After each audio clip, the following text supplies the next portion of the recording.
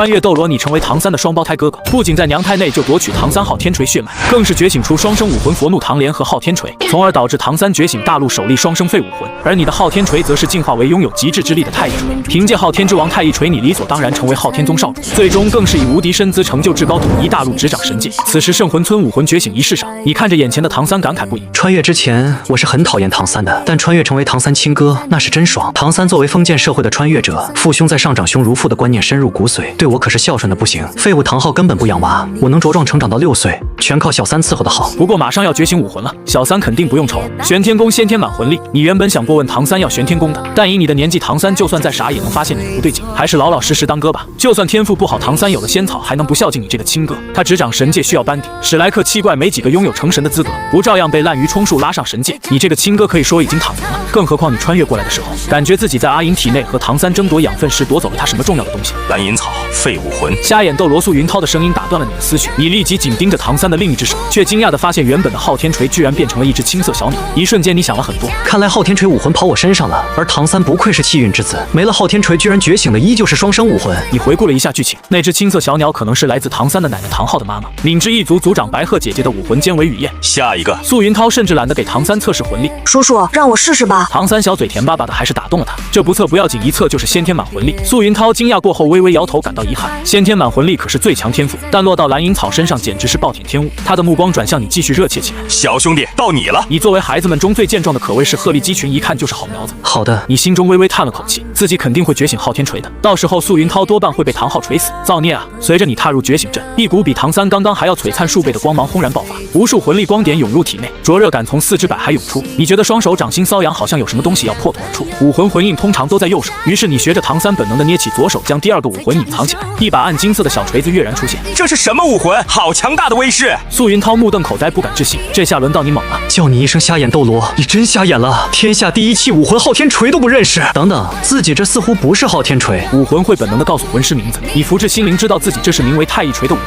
昊天锤居然变异了！唐三瞪大眼睛，心惊不已。哥哥觉醒武魂的威势比他刚刚要强上数倍，那个神秘的暗金色小锤更不是他蓝银草能给的。前世作为孤儿，这辈子伺候父兄，对他来说也是曾经遥不可及的亲情。畜生唐昊只生不养，你偶尔训狗般的夸奖，对于唐三来说便是莫大的恩赐和肯定。他早已经对你敬畏如父。此刻你觉醒强大武魂，唐三由衷的感觉到高兴。素云涛激动的声音响起：快测试下魂力！不用测了。你摆了摆手，扭头就走。双生武魂必定先天满魂力，而且你这么做也是为了素云涛好，帮助觉醒武魂毕竟是恩情，你可不想看着恩人被唐昊锤死。等一下，小兄弟，你这武魂很强大，先天魂力一定很高，算哥哥求你了，你就测测吧，你一定能成为魂师的。素云涛苦口婆心的拉着你，正准备再去，一座大山突然拦在他面前。此刻的唐昊全然不见颓废样子，气势雄厚凌厉，冷哼一声：我儿子的魂力不需要测了。感受着对方那深不可测的强者气息，素云涛非常从心的离开了。回到铁匠铺，唐昊就严肃的拉着兄弟两人进入房间。他本来连两个儿子的武魂觉醒都懒得关注，但是从你觉醒的太一锤上，他居然感受到了一股威压，甚至自己的天下第一气武魂昊天锤都有暗暗臣服的心思。那把锤子究竟强到什么地步？爸爸，唐三还是第一次见到唐昊如此精神抖擞，散发着淡淡的强者威压。小三别怕，你将唐三护到身后，看着哥哥伟岸的背影，唐三心中一暖。唐昊眉头一皱，对这个娘们唧唧的瘦弱崽子不喜，健壮如小老虎的小一才是他的种。好孩子，你的武魂叫什么名字？太一锤。他告诉我他是锤中之王，昊天之王，对一切昊天锤武魂都有绝对的压制。你平静说着足以让魂师界震动的话，但唐昊却丝毫不怀疑，因为他真的感到了王者气息。自己的昊天锤根本生不起反抗的心理，只想着顶礼膜拜。铁塔般的汉子此刻轰然跪地，热泪盈眶，抱着你激动难以言表。好一个太一锤！无论他之前犯过什么错误，生下昊天之王太一锤武魂的子嗣，让昊天宗传承武魂进化，这一点都足以将功抵过，甚至功大于过。昊天锤虽然明面上号称天下第一气武魂，但唐昊这些昊天宗强者知道，昊天锤的品质并没有那么出色，甚至比起许多顶级武魂都逊色不少。真正强大的是炸环式神技大须弥锤，唐晨也正是借此在武魂等级逊色的情况下，以昊天锤逆伐天使和海神武魂。而大须弥锤极难修行，一旦昊天宗青黄不接两三代没有挑大梁的，仅凭昊天锤根本站不住脚。而太一锤的出现弥补了武魂质量上的缺失，其传承足以让昊天宗亘古长存，屹立不倒。父亲，您在天之灵可以安息了。唐昊心中的愧疚在此刻被冲刷，他决定带着你认祖归宗。父亲，爷爷他……旁边的唐三原本根本插不上话，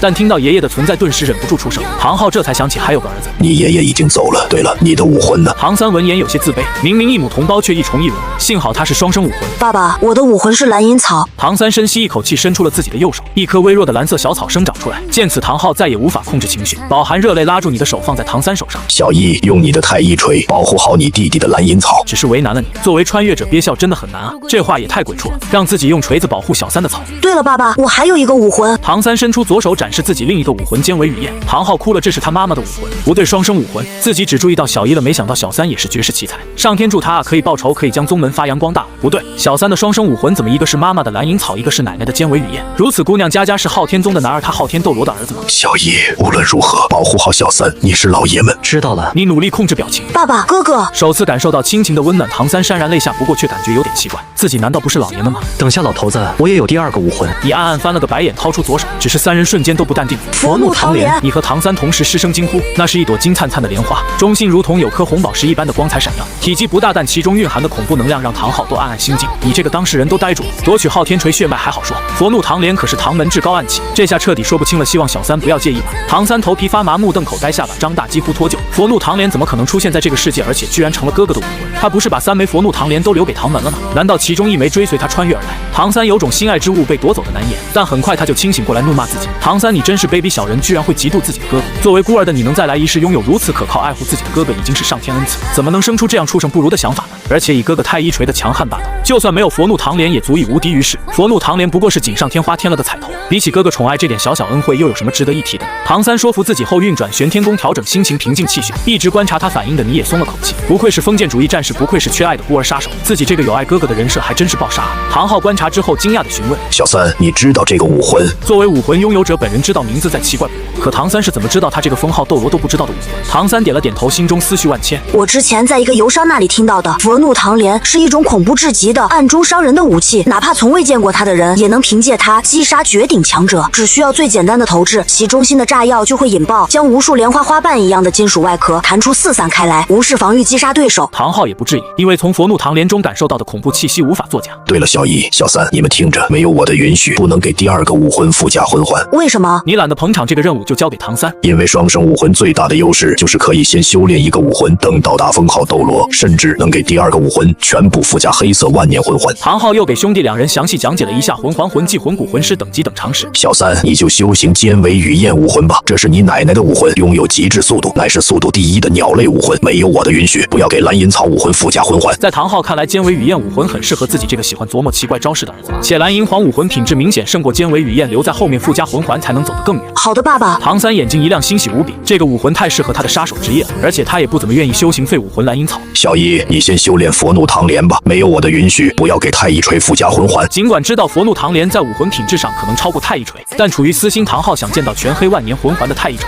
不，我要先修行太一锤。你怎么可能看不出来唐昊的小心思？糟老头子坏得很。为什么？唐昊脸色一变，索要理由。作为父亲的权威被挑衅，如果是唐三，他早就一个大笔都上去了。可是如果是你的话，他愿意沉下心听宝贝儿子的解释。太一锤是极致的力量属性，可以压制一切力量属性武魂，并且拥有先天领域太一领域，在领域之内，友方全属性增幅10%，敌方全属性削弱10%，且我的每次攻击必定暴击，额外造成30%的伤害，无视目标50%防御。说着，一股暗金气场自太一锤上展开，笼罩唐昊、唐三父子。一瞬间，2人都感觉到了压制效果受到削弱。唐昊呼吸急促，双眼充血通红。领域可是多少封号斗罗都遥不可及的存在，并且效果强大粗暴，比他的杀神领域还要强悍。昊天当行，不，现在不能叫昊天宗了，应该叫太一宗。既然太一锤如此强悍，为什么要率先修行呢？双生武魂的底牌可是后修炼的第2武魂了。你咧嘴一笑，当然是因为佛怒唐莲更强啊！虽然没有先天领域，但它拥有极致的金属性，同时还有接近极致的火属性、光明属性和黑暗属性。唐昊喉咙发干，已经震撼的说不出话来。他唐昊得子如此，何其有幸！这时你话锋一转，但是唐三接过话来，佛怒唐莲虽然强，却是一次性的，如果用掉，哥哥甚至有可能会失去这个武魂。先修行这个武魂的话，哥哥前期就会完全没有战斗力。唐昊权衡利弊之后同意了你的决定，那就先修行太一锤吧。但关于佛怒唐莲是一次性的事情，他也没放心上。毕竟根据大须弥锤的理论，炸掉的佛怒唐莲也能重新凝聚出来。不过这是唐昊没有当场说，他要找个机会单独和你谈谈。虽然唐三继承了他妻子和母亲的武魂，但毕竟没有昊天锤，没资格旁听昊天宗的传承之谜。小三在觉醒尖尾雨燕那刻就注定要如附属宗族一样，效忠昊天，效忠太一锤，为小一铺路。走，我带你们去获取魂环。唐昊已经重拾信心，魂师的修炼速度可不是魂师能碰死的，事不宜迟，越早获得魂环越好。说着抓起2个儿子，瞬间消失在圣魂村。不久后，猎魂森林中，唐昊已经告知了儿子们身世。唐三对此愤慨不已，觉得武魂殿已有取死之道，你当然也装得很愤怒。唐昊边走边问：你们都想要什么样的魂魂环。你做出参考父辈经验的样子。老头子，给我讲讲你的攻击风格。我以一力降十会，绝对的力量为主，也就是昊天九诀大须弥锤。因为唐三这个没有昊天锤的外人在场，很多情况唐昊就浅尝辄止，只说了一点。你听完若有所思。我的魂环全都要力量增幅的魂技。我们昊天宗真正强大的是传承绝学昊天九诀，魂技作用不大，全选属性增幅的更利于施展。这话让唐昊醍醐灌顶，幡然醒悟。小姨，没想到你的眼光也如此犀利。父亲当年如果有你这份眼界，必然能攀登更高境界。现在他的那些魂技早就被淘汰了，唯一的作用就是炸火。哥哥好厉害！唐三眼睛里更是闪烁着崇拜的光芒。那我要全速度增幅的魂技。得到启发后，他也发觉全点速度以暗器手法攻击才是适合他的道路。行。唐昊对唐三倒是不怎么上心，如果不是这个儿子武魂特殊让他想到妈妈和老婆，他甚至都打算将蓝银黄魂骨给小一了。小一，目前这座森林中符合你要求的魂兽有3种，都有很大几率提供增幅性魂技，看你自己的选择吧。你选了一种名为流星锤龙的魂兽，是种类似甲龙长着流星锤尾巴的地龙。唐昊在测试了你身体强度之后，抓来了一头650年的流星锤龙。所谓极限魂环，在大家族子弟面前就是笑话。万年以下魂环吸收上限主要看身体强度，唐昊当年吸收的第一魂环年限也超越了所谓的423年。在极致之力太一锤下，流星锤龙死得很安详。吸收650年的第一魂环，你依然表现得很轻松。再次睁开眼，太一锤上已经多了一圈明晃晃的黄色光圈。唐昊不由得感慨，还是低估了你的身体强度。小一，你的第一魂技是什么？唐三也好奇地竖起耳朵，你嘴角一歪，对这个增幅魂技非常满意。第一魂技举重若轻，太一锤重量增加20倍，从200斤增长为2吨，且对我重量不变，握在我手中轻如鸿毛，砸在人身上重如泰山。唐昊对此倒是有清晰的概念，普普通通的一锤都能砸死魂宗，甚至一些低级魂王单凭肉身都扛不住。最变态的是昊天锤的重量是会随着魂力等级和魂环附加提升增加的。目前小一昊天锤200斤重，等他修行到封号斗罗，最起码会有万斤之重。以昊天之王太一的强悍重量突破10万斤也轻轻松松。唐昊光是想想就头皮发麻。太一锤将是所有强攻系防御系的克星。你眼神一凝，黄色魂环闪耀，第一魂技举重若轻发动，太一锤轻轻放在地上，顿时压出恐怖的裂纹。见此一幕，唐三顿时瞳孔猛缩，好厉害，不愧是哥哥。不过此时你却突然眼前一黑，进入一处神秘的紫色空间，伟岸的紫色身影出现在面前。本座是毁灭之神，神界5大神王，神界执法者之一，先天领域双生神级武魂。斗罗大陆居然出现了如此旷世奇才，孩子，接受本座的传承，你可成就至高神位。出自斗罗大陆的神明也不少，诸如修罗神、海神、天使神等等，以其天赋必然会引起神界神奇们的争抢，但他却凭借对毁灭气息的感知，察觉到这个天才的太一锤太一领域和佛怒唐莲，并捷足先登。这下修罗几人要郁闷吐血了。神奇大人，我愿意接受传承。你没有犹豫就答应下来，以毁灭之神的尊位，确实是无法拒绝的最佳选择。毁灭之神朗声大笑，化作紫色流光汇入你眉心，并在那里凝聚出一个紫色神印。与此同时，神界感知到毁灭之神异动，查看斗罗大陆的修罗神和海神后知后觉，捶胸顿足，意识回归。你有些恍惚。毁灭神9考第一考10年之内魂力到达60级，吸收了650年第一魂环，你的魂力已经高达14级，但双极致属性让你的魂力远比同级别魂师凝实，修炼也更加艰难。16岁突破魂帝确实是个有难度的挑战。小一，怎么了？唐昊扶住你，关切出声。以毁灭之神的实力，他当然感觉不到其中门路，但他心细如发，第一时间察觉到儿子的异常，那不像是魂力透支的虚弱，而是精神力突然失焦的恍惚。哥哥，唐三也关心地扑了上来。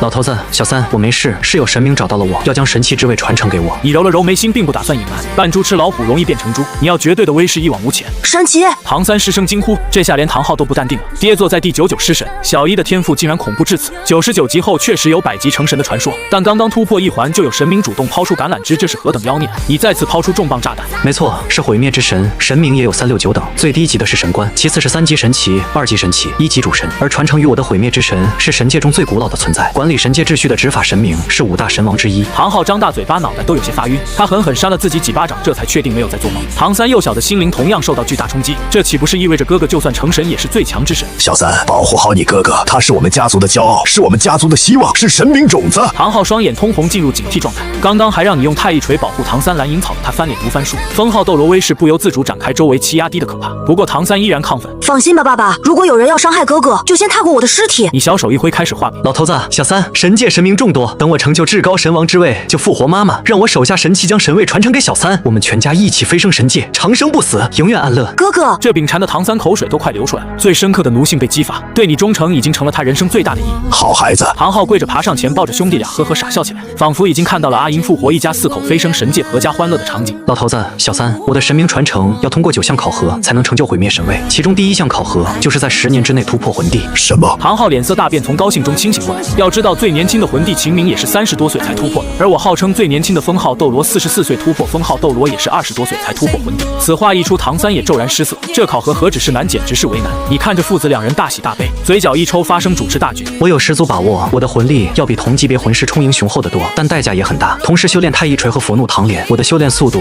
甚至会比小三慢上2倍、3倍。听到这里，唐昊和唐三只觉得眼前一黑，坏了，高兴的早了，这架势恐怕连第1关都过不了。慌什么？你再次呵斥，俨然成为了父子3人中的主心骨。这一点可以通过服用天才地宝强化肉身补足。在第4魂环时吸收万年魂环，吸收6块高品质魂骨，14岁突破5环，轻轻松松。而突破5环，吸收1枚5万年的魂环，我就可以给我的第2武魂立刻附加上5枚年限超过5万年的魂环。16岁突破魂帝，轻而易举。真不愧是我唐昊的儿子，好小子，有气势。唐昊笑声如震耳洪钟，令人发聩。哥哥当真是英武非凡。唐三的崇拜无以复加，他前世只是阴沟里的老鼠，暗器杀人的刺客，何时见过如此豪侠气度？现在只感觉你熠熠生辉，浑身都在发光。同时他暗中已经有要拿出玄天功帮助哥哥完成神考的打算，只不过现在不是时机。小一，为小三挑选魂环之后，我就带你回家认祖归宗。得此麒麟，而唐昊的腰杆挺得笔直，但是他只口没提唐三，没有昊天锤都没资格进入昊天宗认祖归宗的。唐昊打算把唐三安排在自己舅舅修行兼为与燕敏之一族是行家。接下来唐昊又测试了唐三的身体强度，惊讶地发现他看似瘦弱，居然能承受500多年的魂环年限，于是给他选了一只名为青尾雀的魂兽，带来了增幅30%速度的第1魂技，他的魂力也提升到13级。小三，前面就是你舅爷爷的家族，你使用尖尾羽燕武魂飞过去，将自己的身份告诉他们就行了。来到敏之一族驻地，唐昊将唐三扔下，随后带着你踏上前往昊天宗之路。何人敢闯我族禁地？识相的话速速离开，别逼大爷收拾你们！父子2人刚出现就被站岗放哨的昊天宗弟子围住，唐昊眉头一皱，正准备亮出昊天锤摆明身份，却被你拉住。既然剑王，为何不跪？你亮出右手那把暗金色中有紫色毁灭神纹的小锤子，周围空间瞬间都粘稠了起来。几名昊天宗弟子腿脚发软，本能的升起臣服之感，扑通扑通，几人一个照面就无法控制的跪倒在地向你朝拜。那是什么武魂昊天锤吗？不比昊天锤更加强大？有昊天宗弟子试图挣扎，却发现自己的昊天锤根本不受控制，只有本能的恐惧。那是昊天锤中的王者，是我们失礼了。有反应过来的昊天宗弟子赶忙求饶：起来吧，带我去昊天宗。一见效果达成，收回太一锤。几名昊天宗弟子顿时如释重负，连忙恭敬地接引父子2人。你们踏入昊天宗，顿时引起整个隐士宗门的警觉，尤其是唐昊的气息又强大又熟悉，无数昊天宗族老做梦都忘不了这孽障的气息。好弟，率先赶来的是一个魁梧至极的中年男人，仅是那具躯体都带有浓重如山岳的压迫感。小哥，时隔多年再见唐昊也是激动万分，兄弟2人顿时搂在一起。这时几道声音不合时宜的响起：混账唐昊，气死亲爹，和魂兽结合，害我昊天宗隐士，你这孽障还有脸回来？5大长老联袂而至，听到他们的话，各种不堪入耳的辱骂声瞬间将父子2人淹没，就连唐啸也不知道如何是好。虽然他希望唐昊回来，但也不是这样回来。比起原著中断手断脚的决绝赎罪态度，此刻的唐昊不但安然自若，甚至挺直腰杆，没有半点惭愧赎罪之心，也怪不得昊天宗众人群情激愤。孽障，跪下！2长老怒发冲冠，昊天锤浮现直指唐昊，其他几位长老也纷纷开武魂。唐昊冷哼一声，将他们碾压而来的威压清扫。随王而来，无罪不归。8个字从他口中蹦出，宛如8道惊雷。长老们闻言顿时大怒，正要出手。狂妄！那小子应该是你和魂兽结合所生的杂种吧？我们今天就清理门户。此时，一把暗金色小锤从你右手浮现，一股虽然弱小但无比威严的气息出现在每一个昊天锤拥有者心中。即便从未见过，但也能清晰本能地意识到这是他们的王，王不可辱。距离太一锤最近的唐啸脸色接连变化，心中已经掀起惊涛骇浪。放肆！你们要造反吗？本就因为太一锤出现而武魂被压制、身形停滞的5个长老气息顿时一泄，一身凶威消去77888，他们脸色惶恐地恭敬跪倒。不敢，拜见吴王！昊天宗弟子本就震撼，此刻全都臣服在太一锤的威势下。免礼吧，不知者无罪。你收回太一锤，没有追究。谢王隆恩！众人颤抖着站起身，心有余震。怪不得你小子腰杆挺得直，原来有这一招！你和阿银的儿子真是争气啊！唐啸拍着唐昊的肩膀豪迈大笑，唐昊也是爽了，说自己和阿银的儿子是杂种，没想到小一居然是昊天之王吧？这5个老头被打脸的样子，可真看得唐昊玉气长舒，甚至魂力都隐隐有提升的征兆。王，您的武魂！5个老头小心翼翼地围上来，激动询问。昊天锤虽然号称天下第1器武魂，品质却稍逊一筹。为此，长老们花样百出，又是火属性，又是雷属性，又是水属性，就连最强的力量属性昊天锤也实在难以掩饰缺陷。而他们刚刚从太一锤上感受到的气息，俨然是不逊色于天使一脉和海神一脉的神级武魂。此乃昊天锤上级武魂昊天之王极致的力量属性。太一锤自带先天领域、太一领域，压制一切强攻系、防御系魂师。同等级此锤之下没有一合之敌。且我已经获得神王传承，注定百级成神，在神明之中亦是最强的神中之王。你手握太一锤，霸气侧漏，眉心紫色毁灭神印熠熠生辉，令人无法直视。昊天宗众人无不震撼，许久2长老才回过神，眼中已经充满血丝。无足当行！他气血翻涌，再度回春，满嘴唾沫乱喷，无比激动亢奋。昊天之王亦是神之王，昊天天宗将出现一名神明强者。浩弟，侄儿真是天纵奇才啊！唐啸瞠目结舌，呆立当场。唐昊满意点头，大伯保佑，我族出现如此麒麟儿。二长老带着众多老人倒头痛哭。无需曾祖保佑，我自当超越曾祖。你语气淡淡，装逼无比，如此大不敬的话，众人却觉得没有不妥之处。狂妄吗？有点，但他们昊天之王神明种子就该如此狂妄。昊天当幸！众人仿佛要将满腔热血全都吼出来。你压压手，滔天声浪顿时安息。众人激动翘首，等待这尊幼年神王发话。从今日起，昊天宗改名太一宗，倾尽举宗之力助我成神。助王成神！昊天众人更是狂热到几乎燃烧，这才是天赋的正确用法。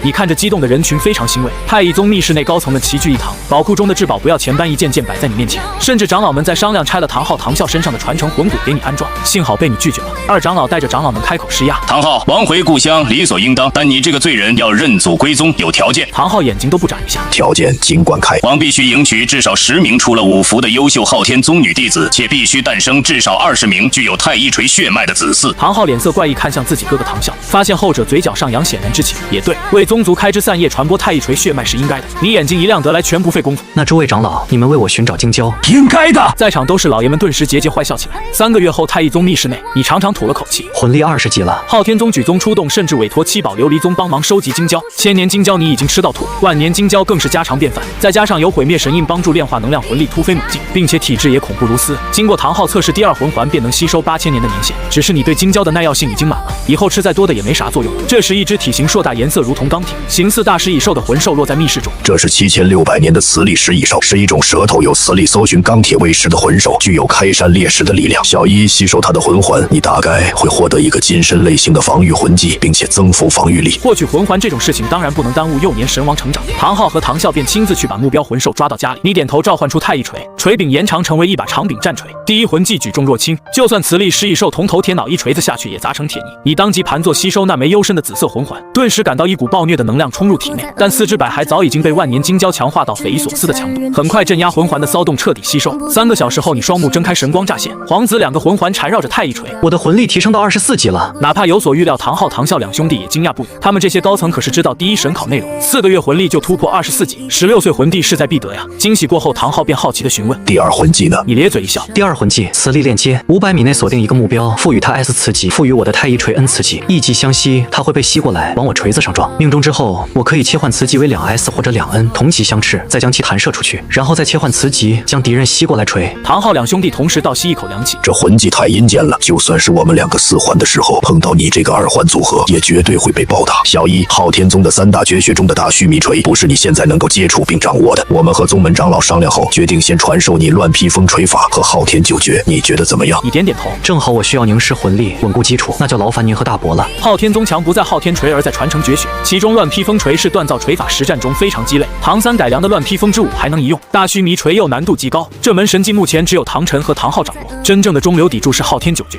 不过你现在有了第2魂技，乱披风锤法对你来说可不鸡肋，甚至在磁力链接的磁力捕捉下，就算实战中站在原地不动，也能把乱披风锤法9981锤全部打出来，实战战力何止提升数倍。随后唐昊带着你来到一个铁库，很快示范了一遍乱披风锤法，你看过之后立刻领悟了其中要领，乒乒乓乓，太一锤如流星暴雨，每个动作都分毫不差。唐昊兄弟2人看在眼里，乐在心里，不愧是昊天之王，某些动作比唐昊还要完美。你挥锤的动作还在继续，直到最后一锤落下，99归181锤，那块沉银体积缩小数倍，绽放光芒。你眼神微动，立刻逼出一滴血液滴在金属之上，白色雾气升起，一块沉银手甲赫然浮现，一口气打出形状。吾儿有降神之姿啊！唐昊瞪大眼睛，差点没相信自己看到的画面。锻造是项极其复杂的工艺，小一却一气呵成，从铁胚直接打出成品，而且他的锻造非常有灵性，金属在他锤下仿佛有生命。沉银手甲对手部魂力运转有5%的增幅效果。听到这个效果，唐昊、唐啸兄弟同时惊呼：这已经不逊色于低级魂骨了，真是天纵奇才！小一，你看着！唐啸心头火热无比，当即展示起昊天九诀，空风贯透、缠震破、杀崩9种发力技巧，将昊天锤的震荡叠加之力发挥到极致，甚至还有他自创的九诀合一杀字诀。而你也在看过之后立刻效仿，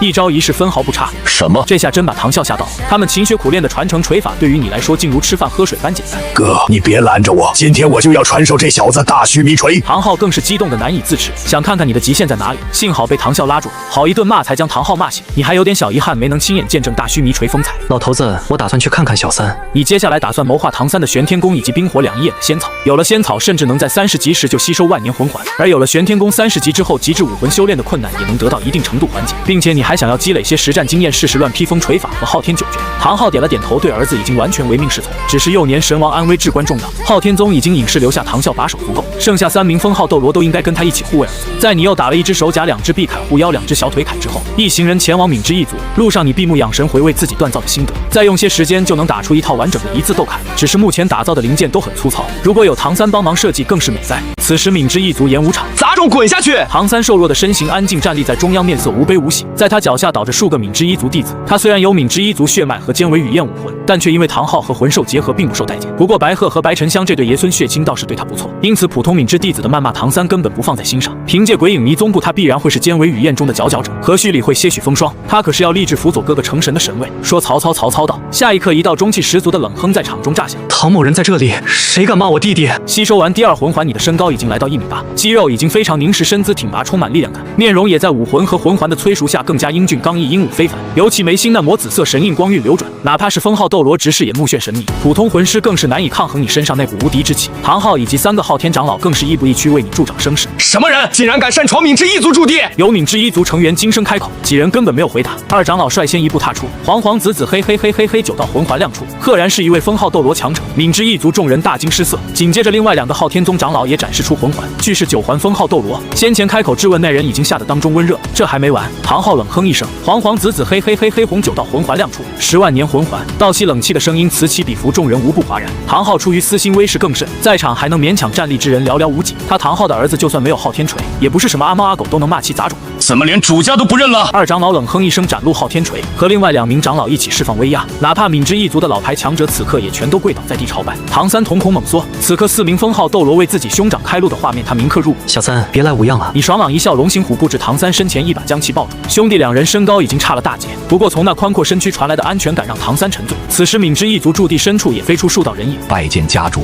对于4名昊天宗封号斗罗，他们非常从心。最中间的一位老者微微行礼，他是敏之族长白鹤，昊天宗宗主一脉姻亲，无需跪拜。舅舅，反倒是唐昊神色复杂的向白鹤行了一礼，他自己不怕吃苦，但当年家族父母舅舅也确实被他拖累。另一边好奇宝宝小白沉香围着你观察，大大的眼睛里满是崇拜。你就是三哥的哥哥，那也是我哥哥了。话说你好高啊，确定和三哥是双胞胎吗？你松开唐三，笑容亲切和善。你就是香香表妹，我带表哥转转，喝点茶。你决定这次去冰火两仪眼带上白沉香，他还没觉醒武魂，如果有合适的仙草服用，必定能成为绝世天骄。速度之神不如给自家表妹。至于朱竹清为唐家太一锤开枝散叶更有前途。随后白沉香崇拜地拉着你和唐三在敏之一族内部参观游玩，3名封号斗罗长老则远远跟在后面守卫着你的安全。小三，这是一个储物魂导腰带，里面有100立方米储存空间，运转魂力可以存取物体，还有2枚魂导储物戒指，你收下，都有5立方米储存空间。谢谢哥。唐三眼眶微红接过，不过在感知到储物空间里的天才地宝之后，他神色大变。哥，你收回去，这太贵重了。你强硬命令收下。在宗族，我的天才地宝比这些多多了，兄弟之间客气什么？被强硬的塞了一堆宝贝，唐三心中暖暖的，也觉得时机到。对了哥，你考核不是要求魂力提升吗？这些天我琢磨出来一个能加快魂力修行的冥想法，你看看有没有用？说着，他把玄天弓拿了出来。小三有心了，我这次来是要带你去一个特殊的地方。那位大人指引我去一个宝地，名为冰火两仪眼，其中有天大机缘。你是我弟弟，我当然不能忘了。香香也跟我们去吧。唐三眼神震颤，那可是他前世只在秘籍上听闻过的传说宝地。哥哥有这样的好处，居然没忘了自己，他热泪盈眶，鼻子发酸。这一世我一定要好好珍惜来之不易的兄弟。随后在白沉香的带领下，兄妹3人来到敏之一族的铁匠铺。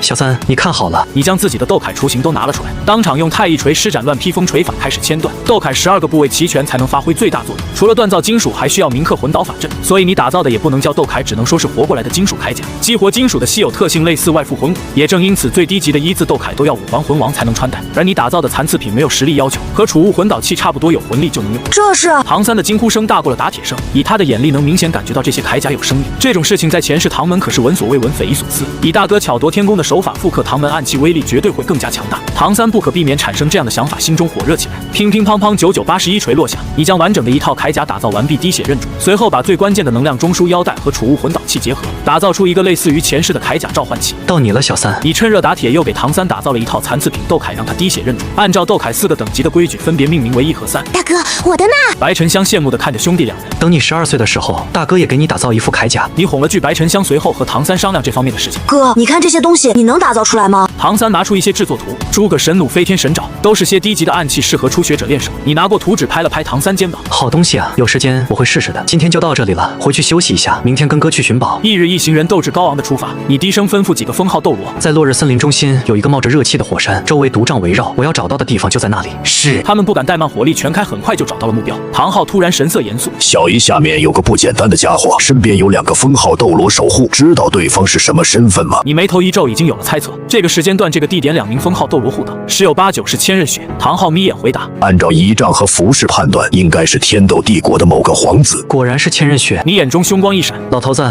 我感知到那个家伙是天使神位传承者，并且天资极高，必定成神，未来恐怕会是我的敌人。有没有把握速杀那2名封号斗罗，将其扼杀？不行，如果是我们先发现他们的话，有8成把握速杀。但我们之前寻找冰火两仪眼大张旗鼓，已经被对面察觉了，他们有了防备，再想速杀几乎不可能。而且天使神传人应该是千家子嗣，天使一族还有一个99级的千道流坐镇，击杀其神子，绝对会引起其暴怒。你点头表示理解，那就算了，下去见见吧。既然无法干净利落的速杀，那还是交涉一番吧。毕竟千仞雪明面上的身份是天斗帝国皇子。另一边，蛇矛斗罗向千仞雪汇报，少主，对方至少有3名封号斗罗护岛，具体人数连我们也无法清晰感知，但肯定有更加恐怖的存在潜藏暗处。这个数据让3人暗中心惊，什么势力这么大手笔？他们封号斗罗都没事干嘛？就连他千仞雪贵为先天魂力20级的天才，也只有2名封号斗罗护岛。见过大皇子。这时天空中一道矫健人影降落，那是个少年模样的男子。其虽见过皇子，却完全不行礼，姿态桀骜，只是一眼千仞雪便能确定这是他的同道中人。兄台是？唐三施展尖尾雨焰武魂，带着白沉香紧接着落下，长老们则隐藏在暗处没有露脸。你现场编造身份，在下唐太一，这2位是我的表弟唐三，表妹白沉香。千仞雪没听说过这号人物，决定回去打听打听。不过距离近了，他更能感受到对方眉心神印的霸道，就连他都无法直视其锋芒，应该是神奇传承者，而且位格不亚于天使神。太一兄是来猎取魂环吗？小弟对周围有些熟悉，可以帮忙寻找。你开门见山霸道的没边。皇子的好意我心领了，但请速速离开落日森林，我可饶你不死。以现在2人的距离，你有90%把握。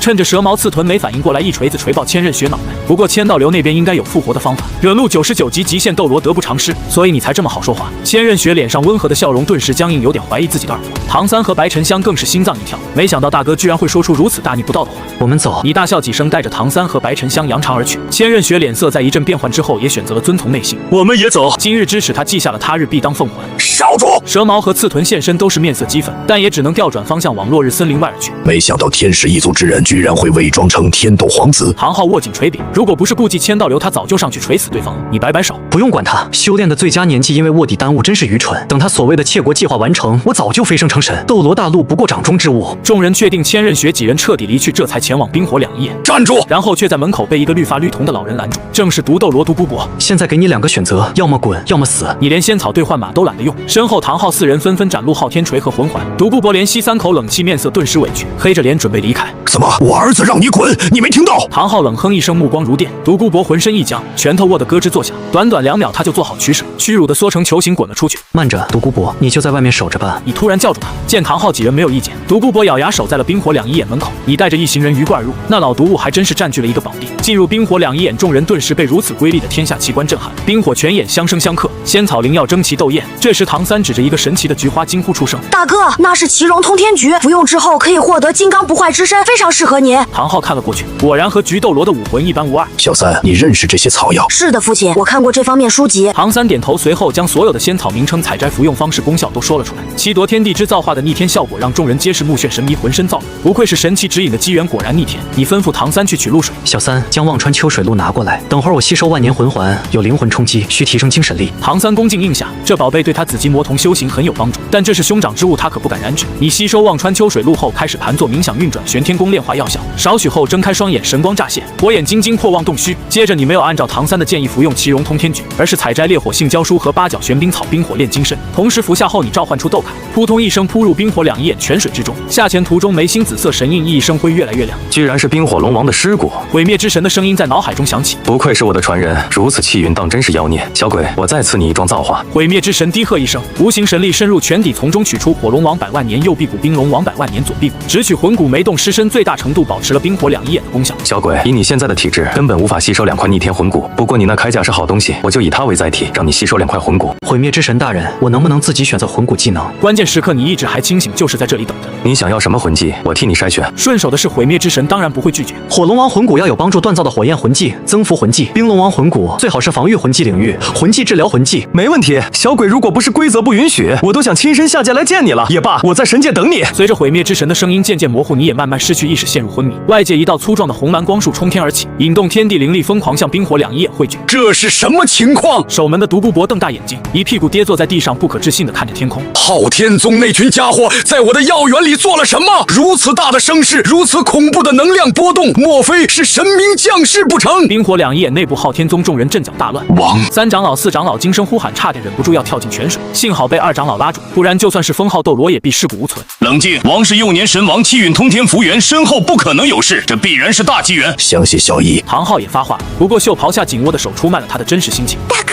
小白沉香眼中带泪，因为担心眉毛紧皱在一起。唐三则脸色骇然，这动静不像是冰火炼金身啊，更像是整个冰火两仪眼都在被大哥吸收。落日森林外，少主刚刚那家伙魂力只有24级，撤出来的蛇矛刺臀安慰千仞雪，这次交锋是我们不如对方的封号斗罗，而不是少主不如对方少主。蛇矛长老，你不要说了，唐太一的年龄比我年轻许多。千仞雪清楚对方天赋不亚于自己，甚至可能还在自己之上。蛇矛刺臀低头不再多说。忽然两人注意到落日森林中的天地异象，惊呼出声。那是什么？如此奇怪，难道是传说中的魂兽献祭？千仞雪倒是平静的多，只是咬牙切齿。不管是什么都和我们无关了。我有预感，那应该是唐太一的机缘。如果不是计划已经开始半途而废，实在可惜。我立刻就要回到武魂殿刻苦修行了。唐太一等我完成窃国壮举，我必不弱于你。此时诺丁学院，小姑娘，或许我也要执着一回了。毕竟你是100年来第3个双生武魂。我曾经调查过647个武魂为柔骨兔的人，其中拥有魂力的有16个几率不到3%，而这其中也没有1个魂力能够超过1级的。你却是先天满魂力。按照我的武魂10大核心竞争力，先天魂力大小与武魂素质成正比来看，柔骨兔这样垃圾的武魂根本不可能先天满魂力。所以我可以肯定，你应该还有另一个武魂，而且是一个非常强大的武魂。一个猥琐的平头老神在，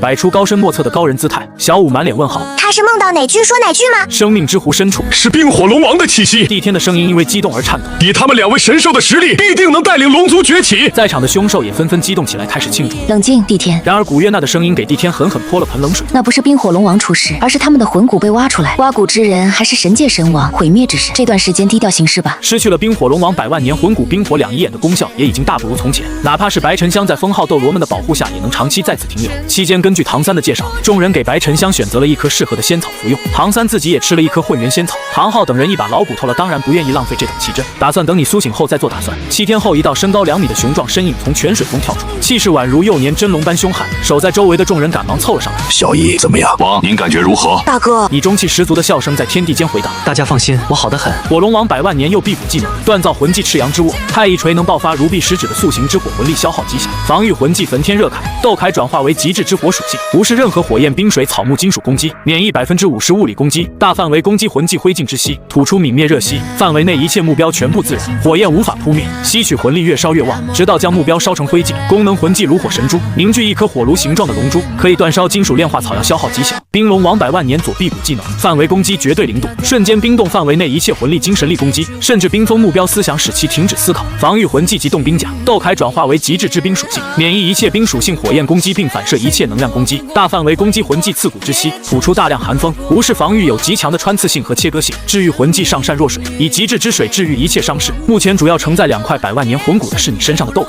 它已经完全进化为外附魂骨，拥有4字斗铠的特性，可以隐藏在皮肤之下。你将其命名为太一地甲，常态下是极致之力属性，拥有同级强者根本不可能击破的防御。发动魂骨技能还可以切换为极致之火、极致之冰属性。除了2个龙王魂骨的8个魂骨技能，这个外附魂骨自身还有2个技能：太一护体纵地金光，前者是防御魂技，后者能化作3足金乌急速遁形，一下子多了10个魂技，上扬的嘴角压都压不住。只是其中大多数魂技目前无法发动。不过就算2块100万年魂骨的能量绝大多数都被太一地甲吸收，你的魂力依然从24级被硬推到30级瓶颈。突破这个瓶颈后，还能再上升3级左右，到达33级，最少省去了3年苦修。2长老欣慰不已，不愧是我宗之王。唐三眼眸明亮，憧憬地看着你。白沉香更是崇拜的无以复加。唐昊大手落在你肩膀上，感受之后喜上眉梢。小易，以你现在的体质，足以吸收万年第3环，正好小3吸收了一颗仙草，魂力达到20级。我检测特之后，发现它也能吸收1000年魂环。想想服用仙草尖尾雨燕，武魂提前觉醒，不但是先天满魂力，武魂还进化为品质更高的尖尾燕王，也能吸收600年魂环。我正好给你们兄妹3人一起狩猎魂环。你点点头，语出惊人。不过我打算先为我的第2武魂附加魂环。冰火2一眼一行，到现在你改变主意，有了更好的计划。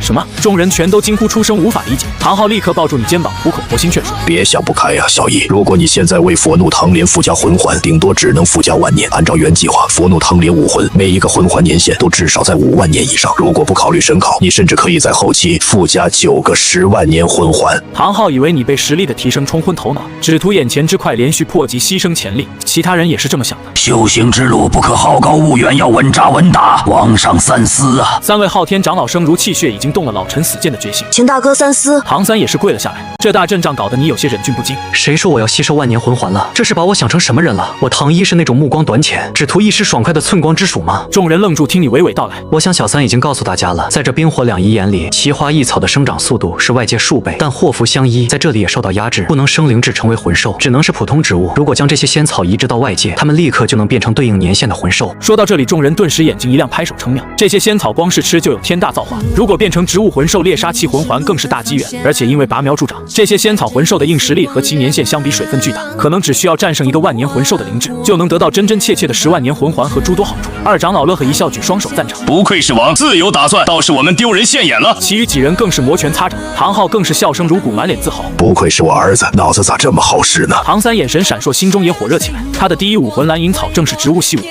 如果能得到其中一颗仙草的魂环，必然脱胎换骨。你看出他的想法，当即许诺画下大礼。小三，你先好好修炼尖尾雨燕武魂，等到了70级，蓝银草的魂环在这里凑全套。唐三果断跪地，重重磕头。大哥再造之恩，小三必舍生忘死以报之恩。此刻唐三对你的忠心已经坚如磐石，就算现在让他去杀亲爹唐昊，他也绝不眨半下眼皮。好了，小三，我们是亲兄弟，客气什么？佛怒唐莲的第1魂环，我要那个奇荣通天菊。小三，帮我移植到外面，刚才没有吃它，就是在这里等着。好的，大哥。唐三不敢有丝毫怠慢，立刻用特殊手法将奇荣通天菊移栽，众人紧随其后。终于出来了，不过这是在干什么？守门的独孤博瞪大眼睛看着昊天宗众人，从7天前天地异象到现在，他就没合眼。小易要不要？唐昊看了独孤博一眼，意思不言而喻。接下来的事情，其作为外人太多余了，你根本不把区区毒斗罗放在眼里。老毒物，现在你自由了，不过你要留下来也没问题。等会儿看到听到些什么，可别吓破胆，是去是留，凭你胆气。独孤博被这么一击，也是一咬牙选择留下。我倒要留下看看，什么东西能吓破我毒斗罗的胆。奇荣通天菊来到场外，顿时开始疯狂生长，展露自己原本的姿态。一株数10米巨大，顶端有金色花蕊的紫色菊花出现，一股浓郁的药香以其为中心弥漫开来，光是闻着就让人感觉四肢百骸涌出力来。独孤博深吸一口气，感叹：那是菊花关的武魂奇荣通天菊，这是要搞什么？人类还是5个封号斗罗？奇荣通天菊灵智颇高，刚刚诞生就发出恐惧的声音，而感受到它气息的几个封号斗罗俱是神色一变，同时失声。10万年魂兽何其罕见，10万年魂环明面上更是只有比比东和唐昊拥有。独孤博想到自己居然在一堆10万年魂兽窝中修行，顿时后怕不已。王，您能吸收如此机缘吗？二长老几人担心起来。奇荣通天菊的年限已经远远超出了他们的预期，在精彩绝艳也不可能在30级就吸收10万年魂环。如果是献祭呢？天雷滚滚映照出你威武霸气的身影，这是10万年魂兽要经历的天劫。接二连三的震撼让众人都瞠目结舌。天要亡我！奇荣通天菊更是发出悲凄无比的哀音，下有5个封号斗罗围剿，上有天劫刑罚。眼下这种情况，靠他自己根本想不到破局之法，已踏不上前，气势肆意而张扬。现在摆在你面前的是2条路，一条死路，一条康庄大道。奇荣通天菊沉默片刻，叹了口气：人类我已经穷途末路，你们想怎么处理我，都是我的命运，我坦然接受。不过既然有康庄大道，我想看一看。你双目凝视，眉心紫色神印熠熠生辉。我现在告诉你我的底细，我乃是双生武魂，极致之力太一锤，极致之金佛怒唐莲，被神界执法者毁灭神王选为继承人，6岁魂力突破30级，刚刚获得了冰火龙王2大神兽的100万年魂骨，我必定成神，哪怕飞升神界，亦是神中之王。现在献祭于我，我以神位传承起誓，等我成神，会将你复活归来。太一锤佛怒唐莲2大武魂分别出现在你左右手，而你身后一尊无比神秘的紫色身影显现，完全超脱凡人的范畴，神性斐然，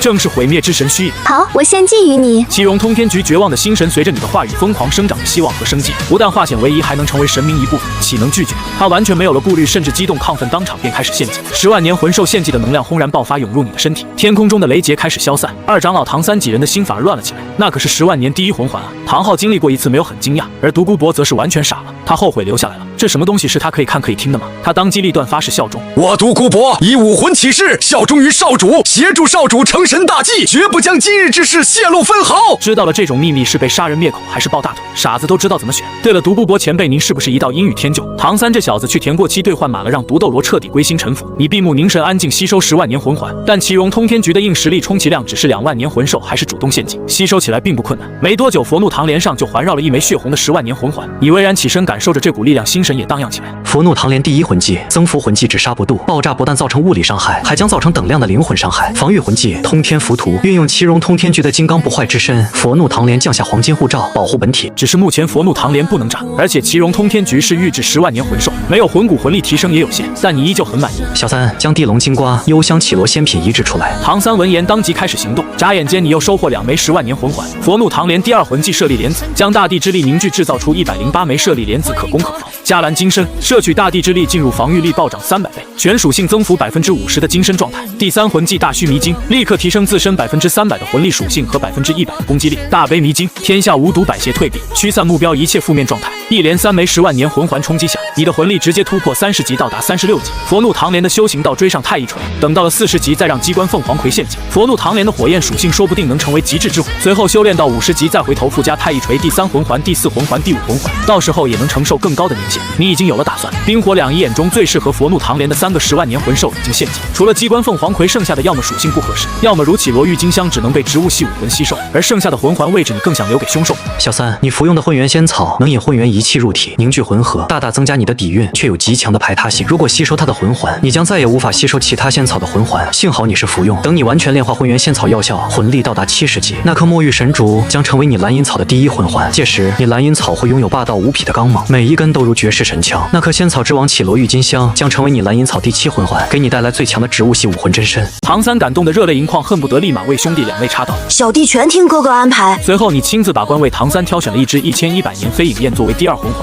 他吸收后魂力到达23级，获得了一个瞬间速度大爆发的魂技焰闪。白沉香的前期路线和唐三一致全叠增幅，也是600年第1环青尾焰，魂技为增幅30%速度的踏焰。吸收完第1环之后，他的魂力达到18级。除了你和唐三千仞雪，他的天赋在斗罗大陆已经无人能比。老头子，你先坐好。你一把按住唐昊，一身威武霸气的铠甲从皮肤下弹射出来，包补全身，一股压迫感让周围空气都粘稠起来，重力翻了2倍不止。这是太一地甲，2块100万年魂骨能量大多都被他吸收。魂骨的8个魂技和他自身的2个魂技，一共10个魂技。可以说，太一地甲已经跟我的第3个武魂没有区别了。和你的平淡不同，众人被震惊的人仰马翻。白沉香扳着小指头数了2遍，也就是说大哥有18个魂技。独孤博默默叹气，这甚至是普通封号斗罗的2倍，魂技质量和年限更是甩了自己几条街。你吩咐唐昊，老头子别动，现在我用100万年魂技为你治疗暗伤。太一地甲左臂位置闪亮蓝色光芒切换为冰属性，发动冰龙王100万年魂骨技能之上善若水，极致的水元素涌入唐昊体内，让那些顽疾如冰雪遭遇春日暖阳飞快消融。他舒爽的呻吟出声，感觉身体轻盈了数倍，沧桑的脸庞容光焕发，浑身有使不完的力气，气息更加强横，连魂力都提升了1级。唐三也是第一次见到如此意气风发的父亲，和印象中那个邋遢的铁匠完全是2码事。此刻的唐昊才算真正配得上昊天斗罗之名，就连3位昊天宗长老也神色莫名。唐昊如今高达97级的魂力，再加上大须弥锤，足以逆伐98级超级斗罗，已然是昊天宗第1战力。你挥手稳住众人，看向独孤博，老毒物，我的10万年魂技正好能应对你这种情况。等你按照小三的方法治疗之后，我会为你彻底去除病根。那就劳烦少主了。独孤博惶恐回应，在下斗胆，让孙女独孤叶跟随您，侍奉在左右。你闭目调息，大饼张嘴就来。准了，未来我成就神王之位，你那孙女或许可以成为神妃，和我一起飞升神界，共享永恒。是。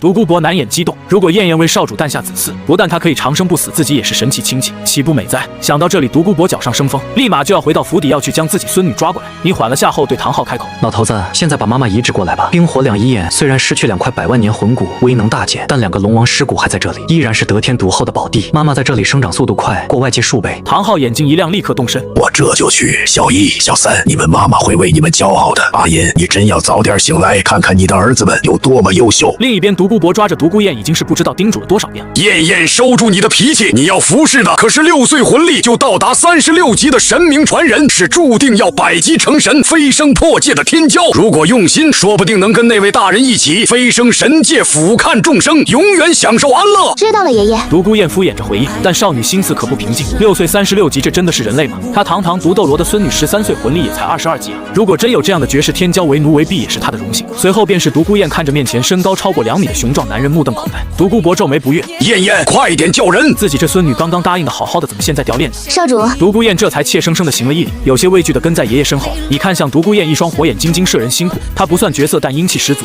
虽然不是你喜欢的类型，但后宫有一款这样的收藏也是极好的。小三，你和老毒在这里等着老头子，香香跟我去天斗城月轩。唐昊从圣魂村到这里一来一回要一些时间，不能在冰火两一眼干耗着。白沉香年纪小，自己也要歇歇脚。月轩是一个好去处，众人前往天斗城的途中遇到一支猎魂队伍，带队之人魂王修为，7人小队将2名黑纱蒙面的女子护在中间，其中少女在看到一行人之后叫住了独孤雁。燕燕。独孤雁看到叶玲玲神色惊喜，但没有停下脚步，而是看向停下吧。你利用火眼金睛打量对面，叶玲玲黑纱下隐藏的真容在你眼中一览无余，美的惊心动魄，而且光是那双会说话的眼睛就足以让你驻足了。2名少女欣喜地拉着手叙旧。玲玲，你们怎么在这里？你魂力只有19级，还没到获取魂环的时候啊！叶玲玲欲言又止，她妈妈感受到奇花异草的气息，觉得落日森林中会有适合他们九星海棠一脉的机缘，才带着她来。这种事情自然不好跟独孤雁说。另一边，叶玲玲的母亲叶梨花带着那名魂王和魂宗们来打招呼。几位大哥叨扰了。2长老直接亮出黄黄紫紫黑黑黑黑黑9道魂环。谁跟你称兄道弟？昊天宗本就行事霸道，风格装逼，现在攀上幼年神王大腿，更加无法无天。叶母几人大惊失色，连忙行礼。我等不知冕下身份，有所冒犯，还请冕下恕罪。3长老、4长老也亮出自己的9环，开口逼问：你们之中也没有需要魂环的人，来这里干什么？叶母一行人已经吓懵了，只能如实招来。得知对方寻找仙草的目的，2长老眉毛一拧：滚回去，那不是你们能够觊觎的宝贝。是。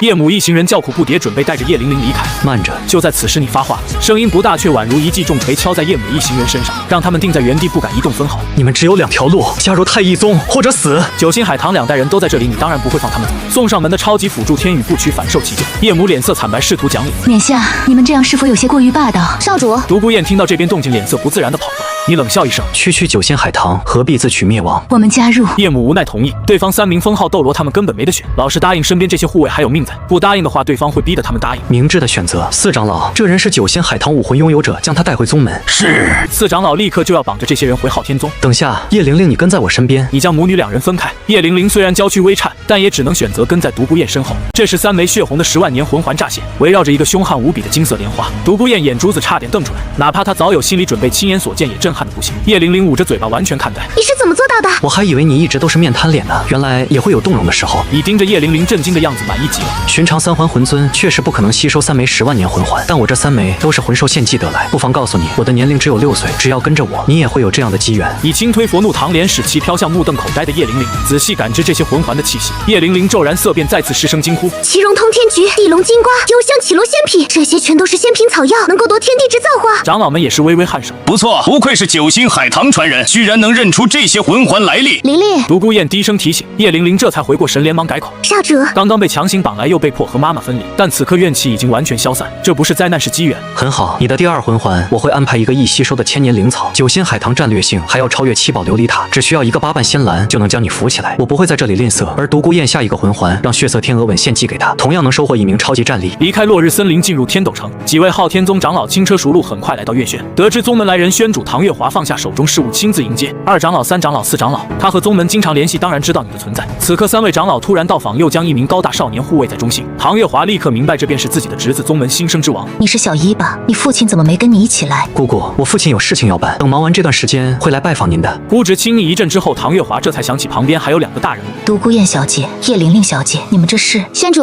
我们和家族长辈都已经加入昊天宗。唐月华顿时了然，由衷欣喜。有毒斗罗和九星海棠加入宗门，实力更加大涨。此时天斗城月轩，唐三化作尖尾羽燕飞来。大哥，父亲已经把母亲移栽至冰火两仪眼了，他老人家想见见您。我知道了，小三，给你介绍一下，这位是毒斗罗的孙女独孤雁，这位是大陆最强治疗武魂九星海棠家族传人叶玲玲，有她在想死都难。燕燕玲玲，这是我弟弟唐三。以为双方介绍，唐三点头打招呼，暗自思量，大哥不愧是幼年神王，身边聚集的追随者无不是人中龙凤。随后你拉着唐三去密室中私聊。小三，我传承的毁灭之神虽然是神中之王，但神界却并非揣一家独大，神界顶点的至高权柄被5大神王瓜分。我飞升神界后需要自己的班底，你永远是我最可靠的副手。说到这里，唐三已经心领神会了，唐门功法不得外传，传给大哥已经是他的底线，再传给2个妇人让他有些为难。小三，如果你不愿意，那就将玄天宫删减掉贯通奇经8脉的部分。你没有说完，但唐三依旧心领神会，队友可以传阉割版。为了在神界争夺更多权柄，己方力量自然是越多越好。独孤雁和叶玲玲都很有潜力，如果自己传授玄天宫，再加上冰火两仪眼中的仙草，未来便是2尊嫡系神奇。想通这点，唐三很快做出取舍。大哥，我想创建桃唐门，只有宗门之人才能学习功法绝学。您可以担任太上长老，拥有废立门主的权利。好，我的太一宗将是你唐门最可靠的后盾。你拍了拍唐三的肩膀，给他指了个明路。原附属4宗族因为当年之事都和昊天宗有了隔阂，但加入你的唐门再合适不过。这4宗族除了你所在的敏之一族，还有擅长锻造的力之一族、制药的破之一族、建造的玉之一族。你越说唐三眼睛越亮，这几个宗族的能力都很适合暗器之道。如果能得到这些力量，他未必不能在斗罗大陆重现唐门辉煌。随后众人简单收拾，快速出发。半日之后抵达冰火两仪眼，唐昊早就翘首以盼。小姨，快去见见你妈妈。亡妻重生，爱人复活，唐昊心性更加豁达，魂力再次提升，来到98级之巅，只差一步便能迈入极限斗罗之列。母亲，眼前这株蓝银草不同寻常，有着金色的纹路，正以肉眼可见的速度成长。阿银见到你之后是猛的，他还以为唐三把哪个叔叔拉过来了，没想到这个比小三体型大上3倍的壮汉，居然是小三的双胞胎哥哥，真是有阿浩之风。我的孩子，阿银伸出蓝银草枝叶，慈爱地轻抚你雄壮的身躯，但你对情感方面比较麻木，多了一个蓝银皇生母对自己影响不大，你依然走的是条无敌之路，不会有任何停止。简单寒暄2句，阿银便看出来自己这个儿子并不像唐三一样柔情，他更加强硬，对自己的存在也不太在意。你们男儿终究是志在四方的，你不贪恋家这个避风港是好的，能走得更远，大步向前吧。回头看的时候，母亲永远在等你。阿银轻轻叹了口气，儿子有些情感缺陷，但让他更加无懈可击。坦白来说，如果敌人拿家人威胁唐一，完全没用。母亲，您好好休养。你和阿银说完，便去忙自己的事情，让唐三采摘了8瓣仙兰给叶玲玲服用，又将1颗7000年白玉海棠移栽到外界，让他猎杀吸收，使他的魂力直接来到25级。冰火两仪眼原本是独孤家的，你自然不会亏待独孤雁，但仙品草药中没有适配的，只能服用中等草药，过渡30级时再让血色天鹅吻献祭。小姨，这是你妈妈的10万年右腿魂骨，你现在是昊天之王，这枚魂骨理应你来做主。唐昊终究偏心于你，既然是我做主，那便给小三吧。你接过蓝银皇魂骨，甚至没有多看，直接递给了唐三。众人无不色变，居然有人能抵挡住10万年魂骨的诱惑，让出去，真的是人类吗？少主，独孤雁叶玲玲美眸中流转奇异光芒，将你豪情姿态深刻眼底。谢大哥。唐三重重的磕了几个响头，热泪盈眶的接过蓝银皇魂骨，在冰火两仪眼寻一个舒适位置吸收。唐昊打算之后就带唐三去觉醒蓝银皇血脉。小三和阿银是母子血亲，魂骨吸收越早越好，血脉也不例外。老毒物，我们走后，这冰火两仪眼仍然交给你打理。小三，励志一族和老头子关系匪浅，你可以先从他们入手。你又吩咐了一些事宜，才带上2位长老独孤雁、叶玲玲一起返回昊天宗。5年时间匆匆而过，此时昊天宗山崖绝巅，魂力终于50级了。感受到瓶颈到来，你脸上浮现出喜色。这5年里，你的佛怒唐莲获得机关凤凰葵献祭，有了第4魂环，火焰属性也达到极致，身具极致之力、极致之精、极致之火3种极致属性，是你修炼艰难的主要原因。不过好处更多，3极致的霸道常人无法想象。机关凤凰葵带来的第4魂技更是恐怖如斯，鬼剑仇增加2倍爆炸威力，如来怒增加10倍爆炸范围，依然是2个增幅性魂技。现在佛怒唐莲爆炸的伤害会有多么恐怖，连你都无法预料。是时候一次性为太一锤附加3枚8万年以上的魂环了，之后魂力应该能立刻达到56级。16岁突破魂帝，轻而易举。你虎目金光闪烁，召唤出自己的太一锤，按金色的锤头磨盘大小，镌刻着晦涩神秘的紫色神纹，锤柄足有3米长，足足有5000斤重，近战压制力极其恐怖。再使用第1魂技，举重若轻，便是10万斤重，可与海神3叉戟媲美。施展昊天9诀，正面锤死防御系魂斗罗不在话下。太一地甲附体，你甚至有把握锤死95级超级斗罗。佛怒唐莲之下，众生平等，99级半神也要安心上路。可以说你已经完全成长起来了，足以和老牌强者们对话。燕燕、玲玲，是时候出去狩猎魂环，去见见小三了。你跳下山崖，传音2名侍女，很快2名绝色佳人款款而至。独孤雁比5年前更加英丽飒爽，魂力更是达到47级，等参加全大陆高级魂师大赛时，魂力突破55级，轻轻松松。第3魂环得到血色天鹅吻献祭之后，他的碧灵蛇就进化为碧灵蛇皇，强度大大提升。少主，叶玲玲施然行礼，气质孤傲优雅，宛如高山雪莲。服用8瓣仙兰得到1000年第2环，他如今的修为也和原著中不可同语，足有45级。不过相比于2女追你最近的是唐三，他得到蓝银皇右腿骨，觉醒蓝银皇血脉，凝聚本命第1魂环，吸收墨玉神烛献祭第2魂环，魂力已经直逼49级。表妹白沉香39级，唐三重点培养的小弟泰隆魂力42级。传我命令，昊天宗5名封号斗罗长老齐出，为我寻找3、4、5魂环。在冰火两仪眼的帮助下，6长老和7长老也突破瓶颈，昊天宗又增添2名封号斗罗，加上96级的唐啸、98级的唐昊，足足7名封号斗罗。长老们已经开始商量重新出世，你这次出门刚好顺便把这件事情也给办明白。元力之一族现唐门府邸，唐三白沉香泰隆恭恭敬敬向你行礼。5年过去，唐三蓝银皇配置黑红，肩尾羽燕配置黄紫紫黑，觉醒蓝银皇血脉后面容俊美，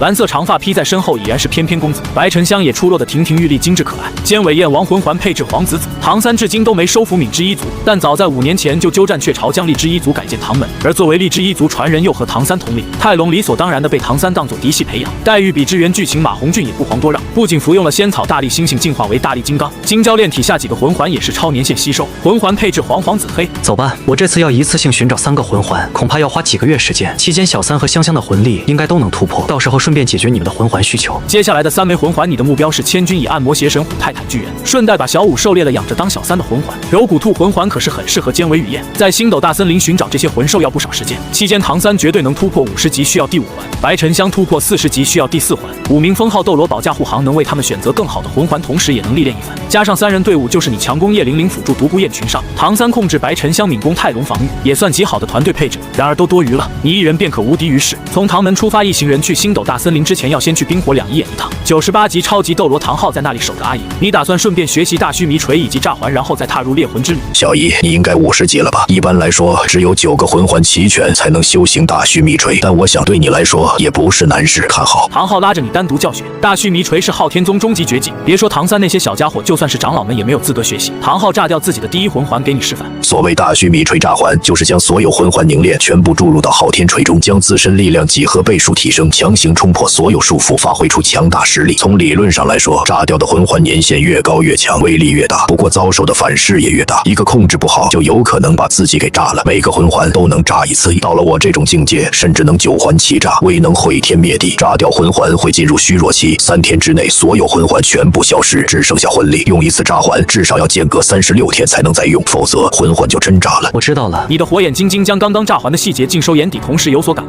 大须弥锤是炸掉魂环，佛怒唐莲应该也是以魂环为燃料爆发出毁天灭地的威能，而且后者是一次性炸掉所有魂环，相当于次9环齐炸，连武魂都炸了，更加危险。在大须弥锤登峰造极之前，你可不敢擅自炸佛怒唐莲，4个10万年魂环爆炸的威力很难拿捏。你掏出太一锤直接炸掉第1魂环，看得唐昊心惊肉跳，我勒个乖乖真猛啊！才看一遍2环直接炸，第1魂环全部的力量涌入体内，你的脸色顿时怪异起来。大须弥锤很猛，一个100年魂环至少提升了10倍威力，但比起第1魂技20倍重量增幅效果的10万斤重锤反不如，而且3天内不能再用第1魂技。你将具体情况跟唐昊讲了讲，父子2人脸色都是很怪异。唐昊的魂技鸡肋可以炸着玩，你的魂技实用性太强，炸了反而得不偿失。大须弥锤不是我的路，下次试试用了魂技之后再炸。你眉头微皱，想到了火舞的熔环，或许改炸为熔能在大须弥锤的基础上创造一个新的锤法。不过现在想这些有点为时过早，还是尽早把太一锤魂环补满，然后再给佛怒唐莲狩猎一个10万年魂环，吸收几块10万年魂骨魂力，直接突破60级，完成毁灭一考也不是没可能。辞别唐昊一行人，正式踏上猎魂之旅，来到星斗大森林外一处小镇住宿。王发现重修为人的10万年魂兽，刚踏进小镇，长老们就激动的暗中向你传音，是一个和我同龄的小女孩吧，暂时不用管她，盯着就行。你知道这是碰到10万年流氓兔，没想到没了小三小五也会加入史莱克学院。小五有点后悔，当时傻叉大师非说他是什么双生武魂，还说什么只有自己能教好废物柔骨兔武魂，开什么玩笑？他一个10万年流氓兔，还用你教我怎么当兔子？但毕业的时候也不知道怎么了，鬼迷心窍，被大师以免学费为理由忽悠到史莱克。谁知这里的男学员实在是太猥琐，他小五姐在诺丁学院可是大姐大，到了这里反而要被一个猥琐胖子强行凑 CP。没了唐三，这届史莱克入学的3名学员，朱竹清、宁荣荣、小五都是女生，戴沐白、奥斯卡、马红俊眼睛都发绿，刚好一人一个。嘿嘿嘿，小五吃萝卜。史莱克众人围在一起吃饭，马红俊拿着萝卜头喂小五，这油腻模样看得小五吃饭都没胃口。滚，小胖子别打你小五姐的主意。小五根本不给马红俊面子，差点当场把桌子掀了。马红俊讪讪陪笑，脸色难看。在看到戴沐白、奥斯卡嘴角若有若无的笑意之后，他更加郁闷，不是为啥这俩小白脸的攻略进程这么顺利？难道真是他马红俊大爷太丑了吗？不可能，翠花可是说过哥最帅了。马红俊正为自己加油打气，转过头却看到对自己无比高冷的小五，竟然一脸花痴的看向一个男人。那少年面容俊美无比，蓝色长发更显优雅气质，和身边同伴交谈从容大气，正是唐三。小五第一眼见到就不可避免的被吸引，冥冥之中他甚至感觉自己属于那个男子。喂，胖子，小五都快被那小白脸勾走了，你行不行啊？戴沐白还看热闹不嫌事大的拱火，不敢惹事是庸才，长得好看又如何？魂师是靠拳头说话的。小白脸，这里有人了，不想挨揍，赶紧滚！马红俊当即暴怒上去找茬。唐三正在和小五深情对视，因为大哥告诉他那是只10万年柔骨兔，很适合做他兼为雨燕武魂的魂环。被马红俊这么一打扰，非常不爽。哪里来的肥鸡，竟然在你爷爷头上动土！泰隆率先站出来护主。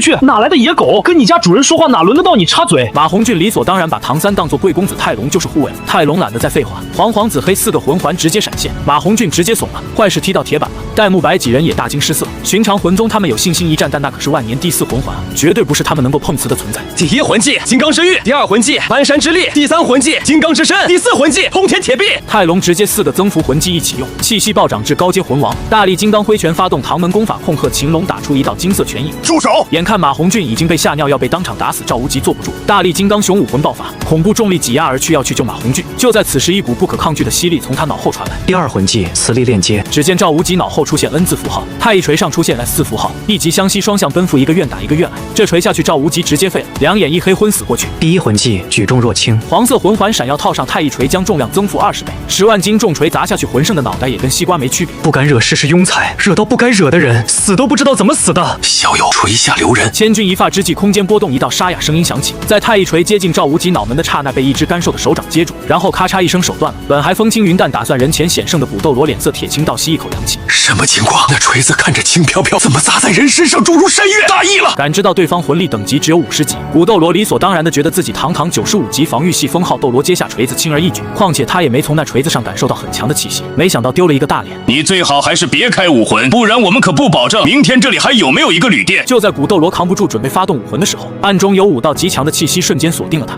5名封号斗罗，古斗罗瞬间暴汗，压力山大，顿时断绝了使用武魂的想法。伴随着太一锤不断施压，那本就丑陋的面容因用力过度更加狰狞。被砸晕的赵无极顿时感受到大难临头，强烈的心悸感让他瞬间惊醒，疯狂喘气，不可置信地看着眼前场景，一把大锤正朝他脑袋砸下。一个枯瘦如恶鬼的男人面色狰狞，正替他抵挡。快走！古斗罗连说话都费劲，根本没法踢开赵无极。赵无极连滚带爬，甚至因为过度恐惧，身体都不听使唤。你斜睨着赵无极，并没在意，也没有因为眼前之人是古斗罗而泄力。手中太一锤仍然在不断落下，重压之下，身下楼板直接碎裂。两人一同掉到1楼，并且1楼地板也立刻皲裂。古斗罗再也无法抵挡，轰然跪地。他瞳孔猛缩，不敢置信，自己竟然被一个魂王给打跪了。古爷爷！与此同时，史莱克中的宁荣荣突然惊呼出声，众人这才回过神来。就在刚刚，泰龙4大增幅魂技齐出，控鹤擒龙一拳秒了马红俊。赵无极救援被你打断。唐三展现黄紫紫黑4枚魂环，戴沐白众人不敢轻举妄动。但现在2楼掉下1楼的动静更让他们惊骇，这人居然强势碾压了赵无极，并且压制了1名陌生强者。众人之中最震惊的是宁荣荣，别人不知道，但他知道古斗罗可是实打实的95级超级斗罗啊，居然被那个男人只用2个魂环给压制，前所未有的绝望瞬间淹没了宁荣荣的内心，他嘴唇哆嗦着求情：前辈，古爷爷是我七宝琉璃宗之人，希望您可以给我们一个面子，放了他。我七宝琉璃宗愿意拿出2块5万年以上的魂骨。此时宁荣荣恨惨了马红俊，如果不是这个死胖子癞蛤蟆想吃天鹅肉，要在小五面前表现得罪了强者，他们怎么会沦落到如今这种地步？不敢惹事是庸才，周围这群人闯了祸扛得起吗？还不是得他背着？2块5万年以上的魂骨，死胖子赔得起吗？好，那胖子交给我们处置。另外魂骨我们要指定属性，指定位置。行。宁荣荣一咬牙答应下来。赵无极此时当起了缩头乌龟，他们史莱克哪一届不死几个学员？而马红俊不过是又一个耗材而已，何况或是他闯的一人做事一人当，唯独小五暗袭死胖子终于死了。不过他的目光却像粘在唐三身上一样，明明那蓝发小帅哥看起来年龄跟他们差不多大，为什么已经是4环修为？他是怎么做到又强大又迷人的？为什么自己看着他总有种冥冥之中的命定之感，让人想不顾一切？难道这就是人类的一见钟情吗？唐三也在看小五，10万年柔骨兔如果能提供虚无和瞬移2个魂技就好了，这是柔骨兔一族赖以生存的绝技，最适合尖尾雨燕了。想到这里，他看向小五的目光无比灼热，这是他的宝藏女孩啊！感受到唐三那毫不掩饰的侵略目光，会错意的小五顿时娇羞不已，脸颊上浮现2团红云。这家伙不会矜持点吗？这也太大胆了。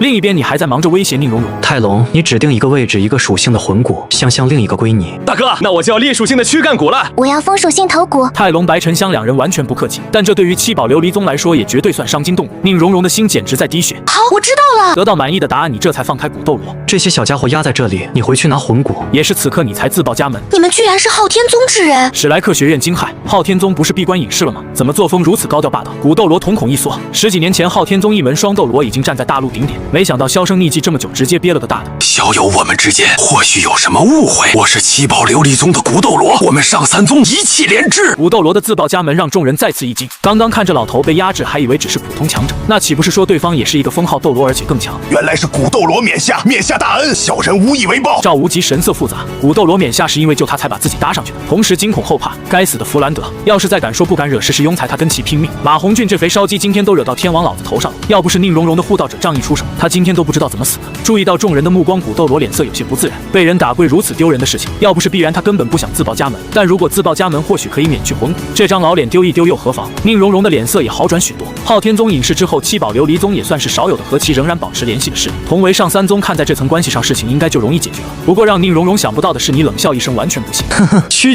七宝琉璃塔也配跟我太一锤并列，还一气连枝？你们算什么东西？这2块魂骨今天你们是非给不可。老骨头，你也别想着搬救兵，我父亲唐昊已经是98级超级斗罗，逆法99级极限斗罗都不在话下。就算你和剑斗罗一起上，加上宁风致辅助也没用。你甚至预判了古斗罗的想法，凭借空间能力，在宁风致的辅助下，确实能够在5名封号斗罗眼皮子底下抢走宁荣荣。至于史莱克众人是死是活，跟他们七宝琉璃宗有什么关系？自作孽而已。不过在你自报家父之后，这个想法就被古斗罗直接掐灭了。唐昊那可是刚突破封号斗罗就垂死教皇的很，现在98级还得了？这时他突然意识到一个个关键问题，对方是当时那件事时出生的唐昊和魂兽的孩子，也就是说你的年龄不超过11岁。众人无不哗然，差点锤死赵无极，锤贵骨斗罗，你告诉我他只有11岁？意识到这一点后，古斗罗立刻惊骇地查看其他人。唐三11岁49级，白沉香10岁39级，泰隆15岁42级。史莱克众人面色惨白，这样的天赋远远把他们甩在后面，他们引以为傲的所谓怪物称号何其可笑。行了，别懵了，赶紧回去拿魂骨。你不耐烦地催促，也不再理会众人，起身去2楼。蓉蓉，你先等下，我很快就回来。古斗罗在叮嘱完宁荣荣后就消失不见，事不宜迟，他要速速回去跟宁风致、陈星商量，留下史莱克众人将在原地不知所措。周围的旅客们早就跑光了，连老板见大事不妙也卷铺盖闪人。现在连个上菜的人都没有，扫兴你们自己找个房间，最好老实点。唐三也不再理会几人，带着白沉香也登上2楼，而泰隆拖着死狗般的马红俊去旅店外面杀人埋尸。胖子，奥斯卡咬着唇牙闯打战，众人中就他跟胖子感情最好了。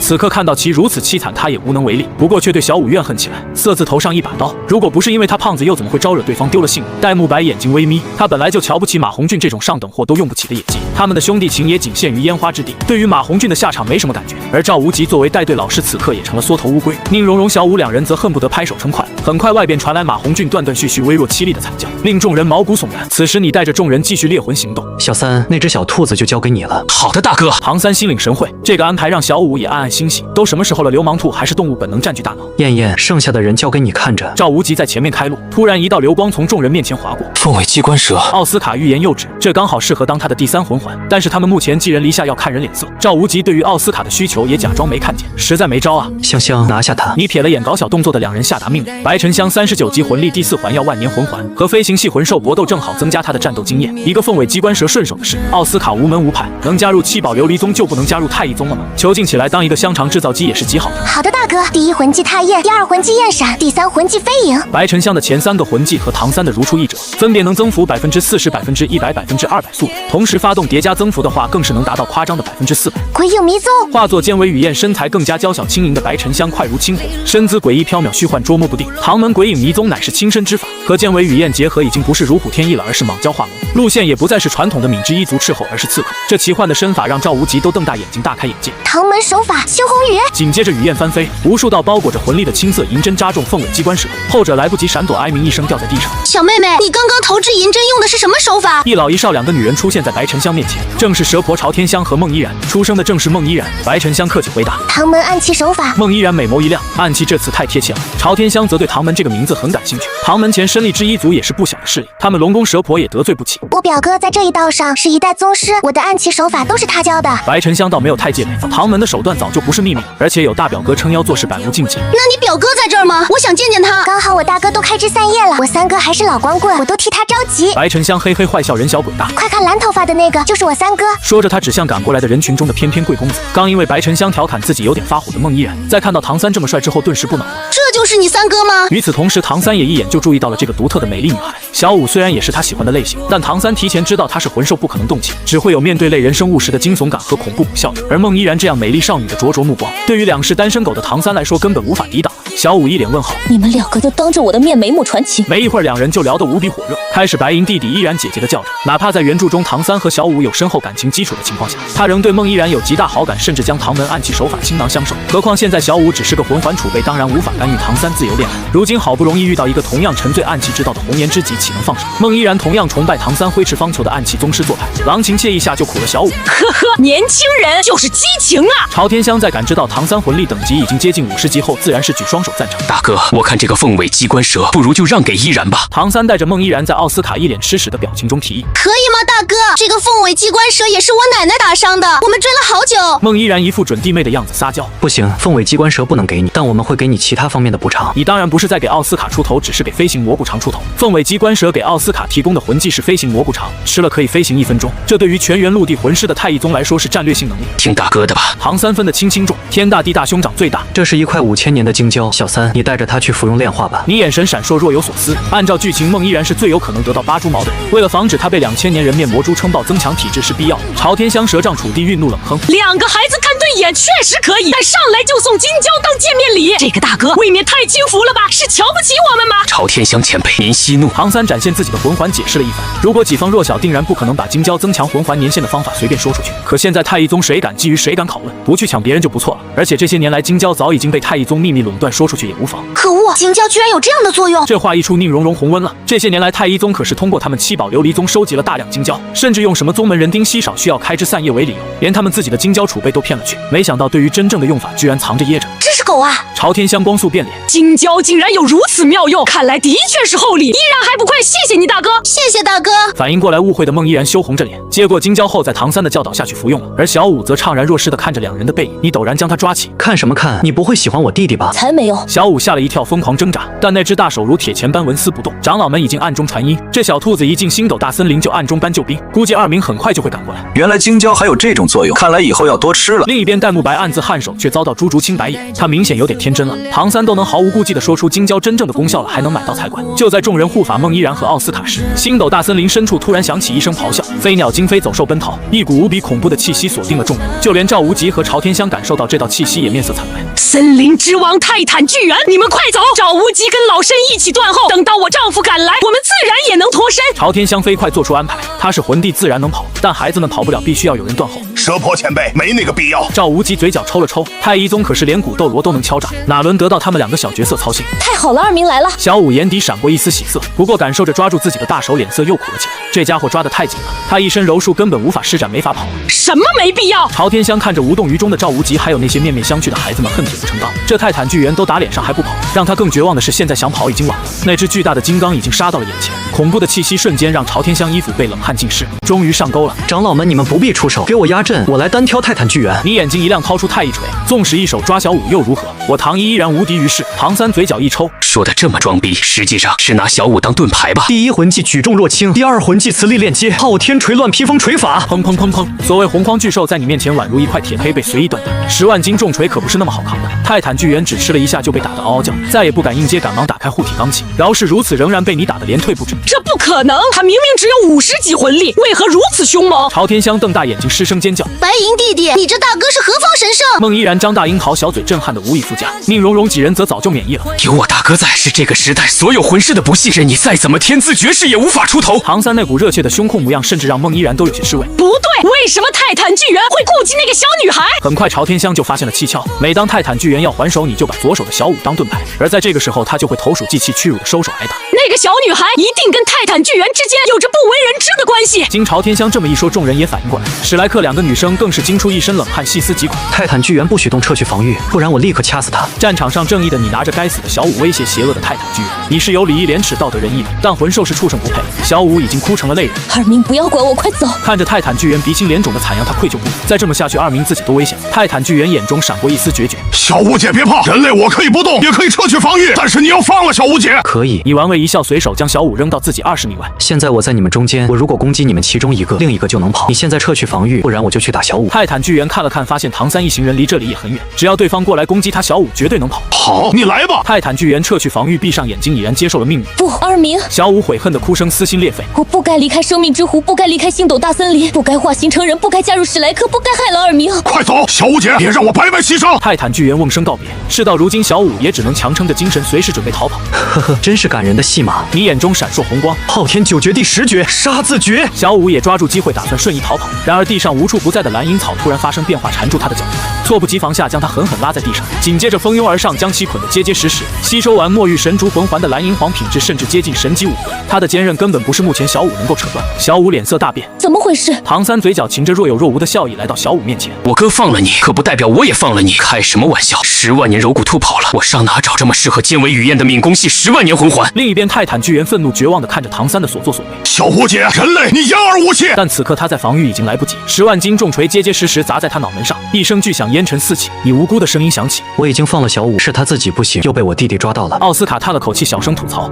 为什么我感觉他们狩猎魂兽这么邪恶，这么反派呢？众人深以为然的点头，搞得大家身为人类都有负罪感了。长老们看住泰坦巨猿，别让他死，我去就回。你的身影突然从烟尘中冲出，就在刚刚一道银光闪烁，有个特殊魂兽干扰了你和泰坦巨猿的战斗，你一眼就认出那竟然是只镜影兽。这种魂兽有着特殊的拓印能力，可以复制其他魂兽的天赋技能以及魂师的魂技。奥斯卡正是凭借一个镜影兽魂环，才从食物系魂师逆袭到史莱克7怪第2战力，甚至在神界能复制修罗魔剑。这个魂环你绝不能错过。星斗大森林混合区，一道黑色身影正不断疾驰，仔细观察，那竟然是柄飞行的暗金色大锤。你站在锤子上，目光灼灼。这镜影兽不但能隐身，还能伪装成其他魂兽的样子，甚至伪装成魂师。如果是别人，肯定灯下黑。可惜今天碰到的是我。你已经发动第二魂技磁力链接，锁定镜影兽，让太一锤自己去找，而他作为逃跑方会受到磁力拉扯，由你在后面追着步履维艰，追上只是时间问题。另一边，一只尖尾雨燕正向核心区深入，森林之中有火源魂兽喷吐火球，想要拦截它。雨燕身子一摇，收缩羽翼坠落下去，落在水中，竟化作一条大鱼，顺流向星斗大森林深处而去。跃出水面，竟又变成了一只鬼影豹，快如闪电，正是镜影兽。切！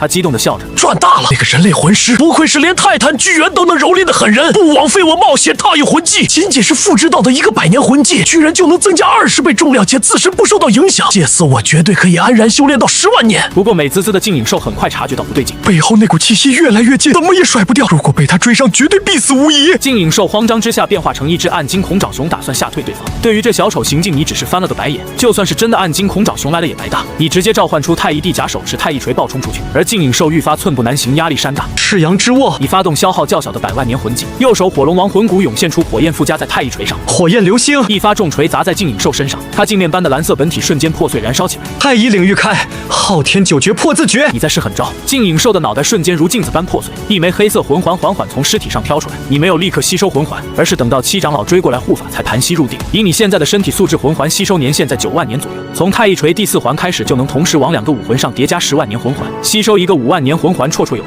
只花了不到半个小时，镜影兽的魂环就获取完毕。太一锤魂环配置已经更新为黄紫黑，第3魂技名为成双入对，能将全长3.5米的长柄战锤分裂为2把长1.8米的短锤，分别继承长锤60%的属性，并且增加60%的攻击速度，相当于又多一个武魂。而且在双锤形态，你的所有魂技都会发生变化，比起长柄战锤侧重爆破必杀短锤更加全面迅捷。第1魂技举重若轻，分别增加双锤10倍重量，并且增加60%移动速度。第2魂技磁力链接，分别赋予双锤2个磁级 SM， 并且磁级可以随意切换，这一点就变态了，你能构思出数个自创魂技杀招。恭喜王上再次获得一枚称心的魂环。七长老非常有眼力见的道喜，不过他眉宇间却被一股愁云笼罩。王上，长老们那边遇袭击了，咱们恐怕要快点回去。另一边的情况不容乐观，守卫泰坦巨猿的长老们遭到一只黑色大虎袭击，他似乎跟泰坦巨猿有仇，想趁其虚弱将其扼杀。长老们当然不能让其肆意妄为，泰坦巨猿的最后一击是留给你的，但那只大虎的实力有点太夸张了，哪怕是几名封号斗罗也节节败退。二明，你作为森林之王却不掩饰气息，如此鲁莽，暗中被这么多眼睛盯着，又是镜影兽，又是暗魔邪神虎，反倒便宜了我。你们没有丝毫犹豫，立刻赶回去。赵无极，你这家伙明明知道暗中有5名封号斗罗护卫，也不说，害得老身刚刚出丑。带着一群小家伙撤到安全范围的朝天香有些幽怨，亏他刚刚还绝望崩溃，还好奇为啥赵无极这么稳如老鸨，感情这家伙知道有靠山。蛇婆前辈，在下也是人微言轻，不便多说。赵无极脸色发苦，有话难言。这几天的变故实在是比他前半生还要精彩，他也只是个不知所措的熊孩子。唐三正在逼问小五，那是什么魂兽？怎么如此可怕？那是暗魔邪神虎，由邪恶之神力量降临白虎变异而成，具备邪恶时间、空间、风雷力量6重属性，并拥有极高的智慧，通过吞噬其他生物提升修为，是星斗大森林的公敌2名的死敌。他恐怕是看2名身陷夷吾，想要落井下石。他还有一招叫生死决斗场，可以把人拉入黑洞异空间中单挑。小五垂眸如实招来，现在他和2名都死到临头了，同为魂兽暗魔邪神虎不想着帮他们还要踩一脚，那他也不介意出卖暗魔邪神虎的底细坑他一把。唐三若有所思，将这些信息暗中传音给长老，剩下的他也无能为力，只能祈祷长老们能保护好泰坦巨猿。暗魔邪神虎本来的打算是亲手杀死泰坦巨猿，废掉这个10万年魂环不便宜人类，然后去挑战天青牛蟒，结果暗中竟藏着许多封号斗罗，还有防御的合击绝技，让他束手无策。暗魔邪神虎便有些恼怒了，但也到此为止。冰龙王100万年魂骨技能绝对零度，他彻底变成一尊冰雕，不但魂力、精神力乃至思想都在此刻被冻结。你身穿寒冰太一地甲急冲而来，不过这个魂技对你消耗也极大，能控制住暗魔邪神虎的时间也极其有限，必须速战速决。炸环，第2魂环炸，第3魂环炸，大须弥锤，第1魂技举重若轻。你一上来就火力全开，此锤之威震撼天地。这时星斗大森林深处响起一道悲凄的牛哞声，是天青牛蟒在为泰坦巨猿哀鸣。出于某种原因，他必须守在生命之湖，只能无能为力的见证泰坦巨猿陨落。这一锤神光照亮了长老们的脸庞，他们无不惊骇感慨，不虚此生。这是大须弥锤在线，少主年仅11岁便已经掌握了传承绝技，简直是天纵英才，不愧为王，昊天当星啊！大哥真如大日般辉煌。唐三更是狂热无比，在戴沐白几人惨白灰败的脸色下行注目礼。暗魔邪神虎在如此恐怖的一击之下，直接气化尸骨无存。好小子！毁灭之神的身影再次出现在你脑海中，眼眸中浓浓欣赏之色不加掩饰。 50级魂力便能爆发出如此恐怖的攻击，而且机缘也如此不俗，竟然能得到一只暗魔邪神虎的魂环，那我就锦上添花吧！毁灭之神伸手一挥，将一枚黑色珠子、一双翅膀、一只蝎尾钩抓了过来。正是原著中唐三不曾得到的暗魔邪神虎本命天珠以及邪神翼邪神钩。好小子，机缘给你了，能不能留住可看你自己了。毁灭之神将这些融入暗魔邪神虎的魂环之中，便沉寂下来。作为神明，他不能干涉凡界太多。多谢毁灭之神大人。此刻魂环中传来的狂暴力量，让你眉头紧皱，皮肤涨红，神色痛苦。不过扛过去也能获得更多的好处。长老们看到你的异变，也是看在眼里，急在心里。大哥，唐三着急忙慌地赶了过来，切换第二武魂，当即发动蓝银皇10万年魂技草木皆兵，一定范围内的蓝银草全部墨玉神竹化，坚不可摧。在你周围无数闪烁着黑玉光泽的蓝银草疯狂生长，将你和长老们包裹其中，形成一个黑色草茧。如此场景令赵无极、朝天香、宁荣荣等人全部震惊。本以为你已经无敌于世，宛如太阳镇压当代，没想到唐三亦是一轮明月傲然群星，也是一个双生武魂拥有10万年魂环的超级天才。这对兄弟日月同辉啊！白银弟弟，没想到你竟然如此优秀。孟依然神色有点暗淡，咬着背唇伤感低头。如今来看，他是根本配不上对方的。即便是被龙宫蛇婆捧在掌心的珍宝，遇到真正的天才也难免自惭形秽。依然姐姐同样出色。唐三非常敷衍的回复，他心系你的安危，当然懒得理他。孟依然咬了咬牙，更加黯然神伤。奶奶，我们走吧，快点挑选一个合适的魂环。你这丫头，你大哥还在闭关吸收魂环，你急什么？朝天香忍不住训斥，唐家兄弟如此天才又郎情妾意，互生情愫，为啥不趁热打铁，好好把握住机会？他低头却看到自己孙女倔强的眼神，心中一动，不由得妥协。好，奶奶给你寻找一个更好的魂环，让你跟得上白银的脚步。朝天香暗暗一叹，带着孟依然告别众人。唐三虽然有意挽留，但在他心中还是你更加重要，也就没有开口。蓝银草茧内5大长老盘腿而坐，一起向你传输魂力，你进入了一种危险又奇特的状态。这枚暗魔邪神虎的魂环极难吸收，不过有长老们帮助，后勤方面没有忧虑。真正的麻烦又或者是机缘是邪神气息。小鬼，你是个人才，怎么样？要不要考虑一下邪恶之神神位？我是神界神王，位格可不亚于你传承的毁灭之神。邪恶之神出现在你识海中的样子是一个非常英俊邪异的青年。毁灭之神针对暗魔邪神虎的动作自然引起他的注意，没想到自己在斗罗大陆上的一只小猫咪还能带来如此意外之喜。这样的天才要不是被自己发现毁灭，还要藏着掖着到什么时候？真是不仗义。邪恶之神大人，您如果真想拉拢我，不如让我这枚暗魔邪神虎魂环爆出来命运决斗场的能力吧。你装出神色为难的样子讨要好处，你可不想要什么暗魔邪雷诺。原著唐三辛辛苦苦打暗魔邪神虎，得到的魂技和付出的能力完全不成正比。哈哈，好个机灵的小鬼，如你所愿。不过你最好还是快点醒来，毁灭那家伙可是给了你个不小的考验。邪恶之神轻笑着，语气若有所指。你至此也完全吸收暗魔邪神虎魂环，得到太一锤第4魂环一锤定音，锁定千米之内一个目标，制造一个大钟，其承受的伤害将全额反馈到目标身上。不过大钟只能承受1锤，所以叫1锤定音。这一锤宛如扎小人，避无可避，躲无可躲，防无可防，只能硬扛。和命运决斗场有异曲同工之妙，站着不动硬扛自己一锤，什么样的身体素质能不受影响？怕是半神都能打个踉跄。你已经准备笑了，但感知到自己的身体状况骤然色变。此时的你皮肤开裂如岩浆，浑身浴血，惨不忍睹。众人已经请来了叶玲玲治疗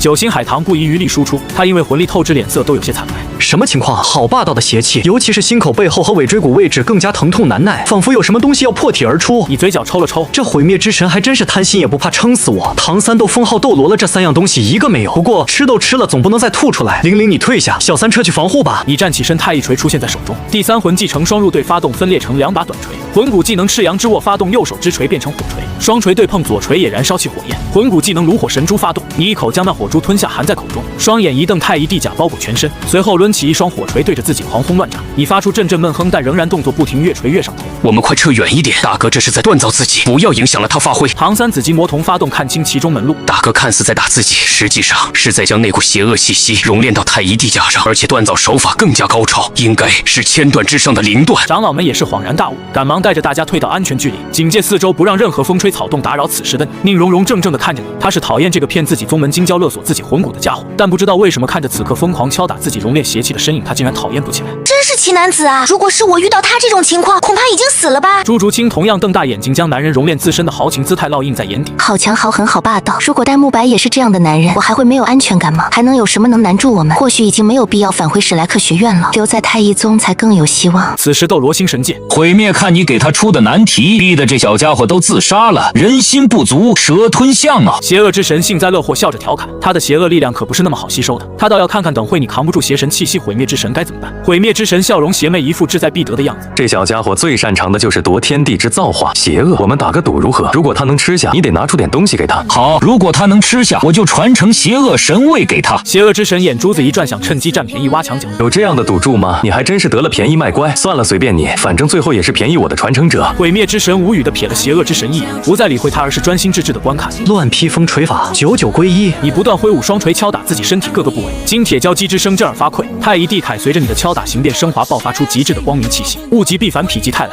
邪神气息为火，竟然燃烧出最极致的光，两者交融，使太乙地甲融化成铁质包裹在身上，其中的恐怖高温就是你也眉头紧皱。如果没有得到火龙王魂骨机关凤凰葵和奇荣通天菊献祭，我现在恐怕已经被烫死了。第81锤落下，太乙地甲模样大变，从原本的极致之力属性变成极致之光属性，通体金黄镌刻火焰花纹，按摩邪神虎那根蝎尾般的邪神钩完全熔炼其中，竟然变成了腿的形状，成为第3组。而邪神翼也散发着光与火的极致气息，附着在太乙地甲之后。天珠则完全成为光明之珠，镶嵌在太乙地甲胸口，故现在应称之为金乌宝甲，相当于有了第3武魂，只不过不能附加魂环。你颇为感慨地收回金乌宝甲，眼神复杂地看着左手之锤。在炼化邪神套装的过程中，邪神气息并没有完全消失，而是融入了其中。那你就叫邪神锤吧。唐三几人小心翼翼地冲了过来。大哥，你没事吧？我没事。你摆了摆手，何止没事，又得到了天大造化，只是在常态下没有差别。不发动第3魂技成双入，对邪神锤不会显现，不使用金乌宝甲也看不出变化。没事就好，只是……唐三眼睛闪烁着光芒，欲言又止。只是什么？你发现众人的目光都非常怪异，尤其是独孤雁和叶玲玲都娇羞起来。少主，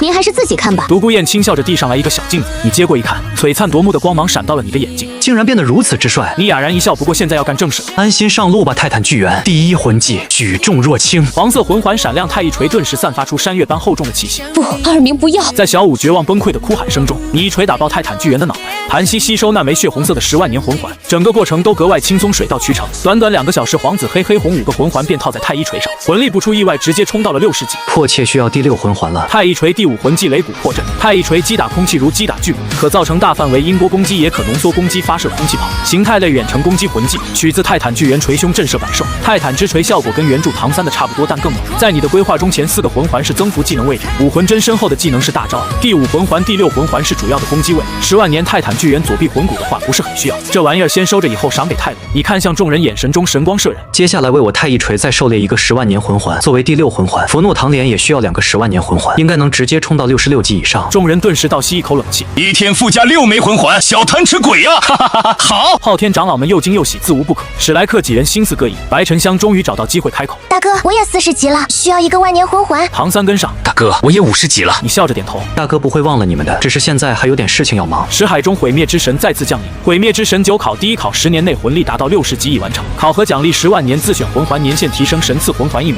你选择了第1魂技举重若轻，这绝对是个神技，100年年限就比大须弥锤还要厉害。神赐魂环则没有吸收，打算留到后面。10万年自选年限涌入第1魂环之中，太乙锤新的魂环配置为红紫黑黑火。10万年第1魂技举重若轻，增加200倍太乙锤重量，自身不受影响。双锤形态下增加100倍双锤重量，提升自身200%攻击速度。年限提升到10万年的新魂技越战越勇，立刻获得200%全属性增幅，增幅系数每分钟提高1%，上限为500%，每攻击1次提升1%，攻击力最高提升200%，每受到1次攻击提升1%，防御力最高提升200%。你嘴角扬起一抹和善的笑容，查看第2考内容：击败一个99级极限斗罗或者70万年凶兽。此时七宝琉璃宗，宁风致瞪大眼睛，握紧权杖，全无第1辅助宗门之主的气度。古书此言当真？50级打跪封号斗罗，这是开挂了吗？剑斗罗也没有开口讥讽，对方能打跪，古斗罗也能打跪他，而且唐昊都98级了，拿啥打？宁风致急声下令：快打开宗门宝库，寻找魂骨。星斗大森林中，一只神异的怪鸟破空而行，它有着双翼3足，金黄如日，烈焰生辉，化作一道红光，瞬间抓住一只3万年青影神鹰。绝世唐门17武魂青影神鹰的宋老更是站在了敏攻系巅峰，作为小3的魂环再合适不过了。你将青影神鹰甩在地上，随后从双翼3足的金乌状态退出。多谢大哥，如果没有您，小弟是万万不可能得到这枚魂环的。唐三道谢之后，兴奋地去吸收魂环。以这青影神鹰的速度，在场封号斗罗都不可能抓住它。还好太乙地甲转型为金乌宝甲后，2大技能太乙护体纵地金光变成了金乌护体金乌化红，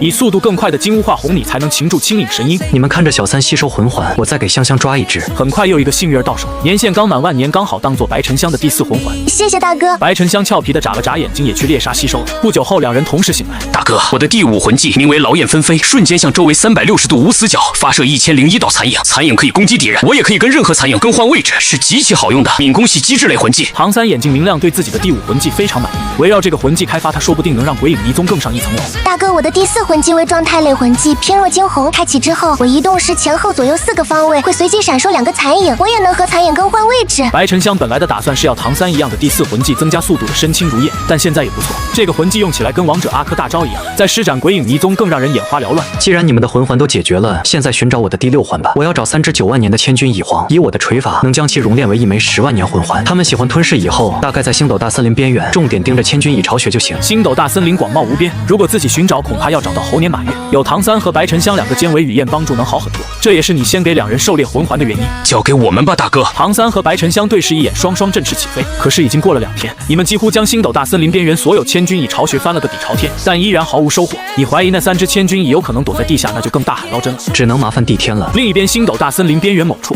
这是华丽的马车上，古斗罗抬头看到一抹青色，眼神微动。宁风致察觉到他的异样，掀开帘子探出头询问：“古叔怎么回事？”那好像是太乙宗的小家伙。那古叔请他下来吧，我们也好招待一番。同为上3宗，也不能让别人说我们没有待客礼仪，不是？宁风致语气温润，似笑非笑。在这里碰到对方一个关键成员，他女儿的安危有了保障，说不定还能减免一块红。互相拿捏，互相制衡，才是王者之道。正有此意。古斗罗也是眼神一亮，决定先讨回一点失落，并非骄恶太一宗，规规矩矩、周周到道的礼带应该没问题吧？空间涟漪一闪，古斗罗出现在唐三面前。是你！唐三大骇，尽管他魂力已经51级，但他可不是哥哥那种超级怪物，面对一个95级封号斗罗，没有丝毫抵抗之力。第5魂技劳燕分飞。唐三反应极快，立刻发动新获得的魂技，无数残影以他为中心爆发，周围天空瞬间被青色影子填满。有意思的攻击，威力不错。残影如雨扑面而来，落到古斗罗面前，5寸全部泥牛入海，消失不见，根本无法侵入他的护体魂力。但他不知道的是，攻击只是这个魂技最次要的作用。唐三立刻跟最边缘的残影换位，抽身而出，远离古斗罗。第1魂技踏焰，第2魂技焰闪，第3魂技飞影，第4魂技深情如焰。4大增幅魂技齐出，唐三1瞬千米，速度几乎逼近寻常敏攻系魂圣。古斗罗眼皮一跳，不过他可是掌握着空间能力。小友别走啊，我们7宝琉璃宗宗主相邀，不如下去一叙。古斗罗瞬间闪现到唐三身前，抓住他的肩膀，意味深长的笑容。古斗罗前辈客气了。唐三皮笑肉不笑，既然对方这么咄咄逼人，那他也不慌。等会他哥来了，看谁着急。小友坦荡，请吧。古斗罗哈哈一笑，重重拍了下唐三肩膀。前辈请。唐三强撑笑容，不过在感受到什么后瞬间变脸，再度发动第5魂技劳燕分飞。大哥救我！你瞬间来到唐三身前，将其护到身后，面色不善地盯着古斗罗。老夫只是邀请这位小友去马车里叙事，我们已经准备了瓜果糕点招待，商量魂骨一事。古斗罗眉头一跳，赶紧开脱。虽然没有感觉到暗中5名封号斗罗的气息，但光是你夸张的速度就让他不敢大意。让你说话了吗？你眉头一皱，一把镌刻紫色神纹的暗金色大战锤出现在你手中。光是直视古斗罗都感觉胸口挤压了一股闷气。看来这小鬼已经获得品质极高的第5魂环突破桎梏。老骨头，你还真是被打怕了。剑斗罗飘然出现在古斗罗身侧，暗中没有封号斗罗压阵，正是我们拿下太一宗小辈的好时候，竟然被一个小辈震慑住，真是一朝被蛇咬10年怕井绳，越活越回去了。老贱人，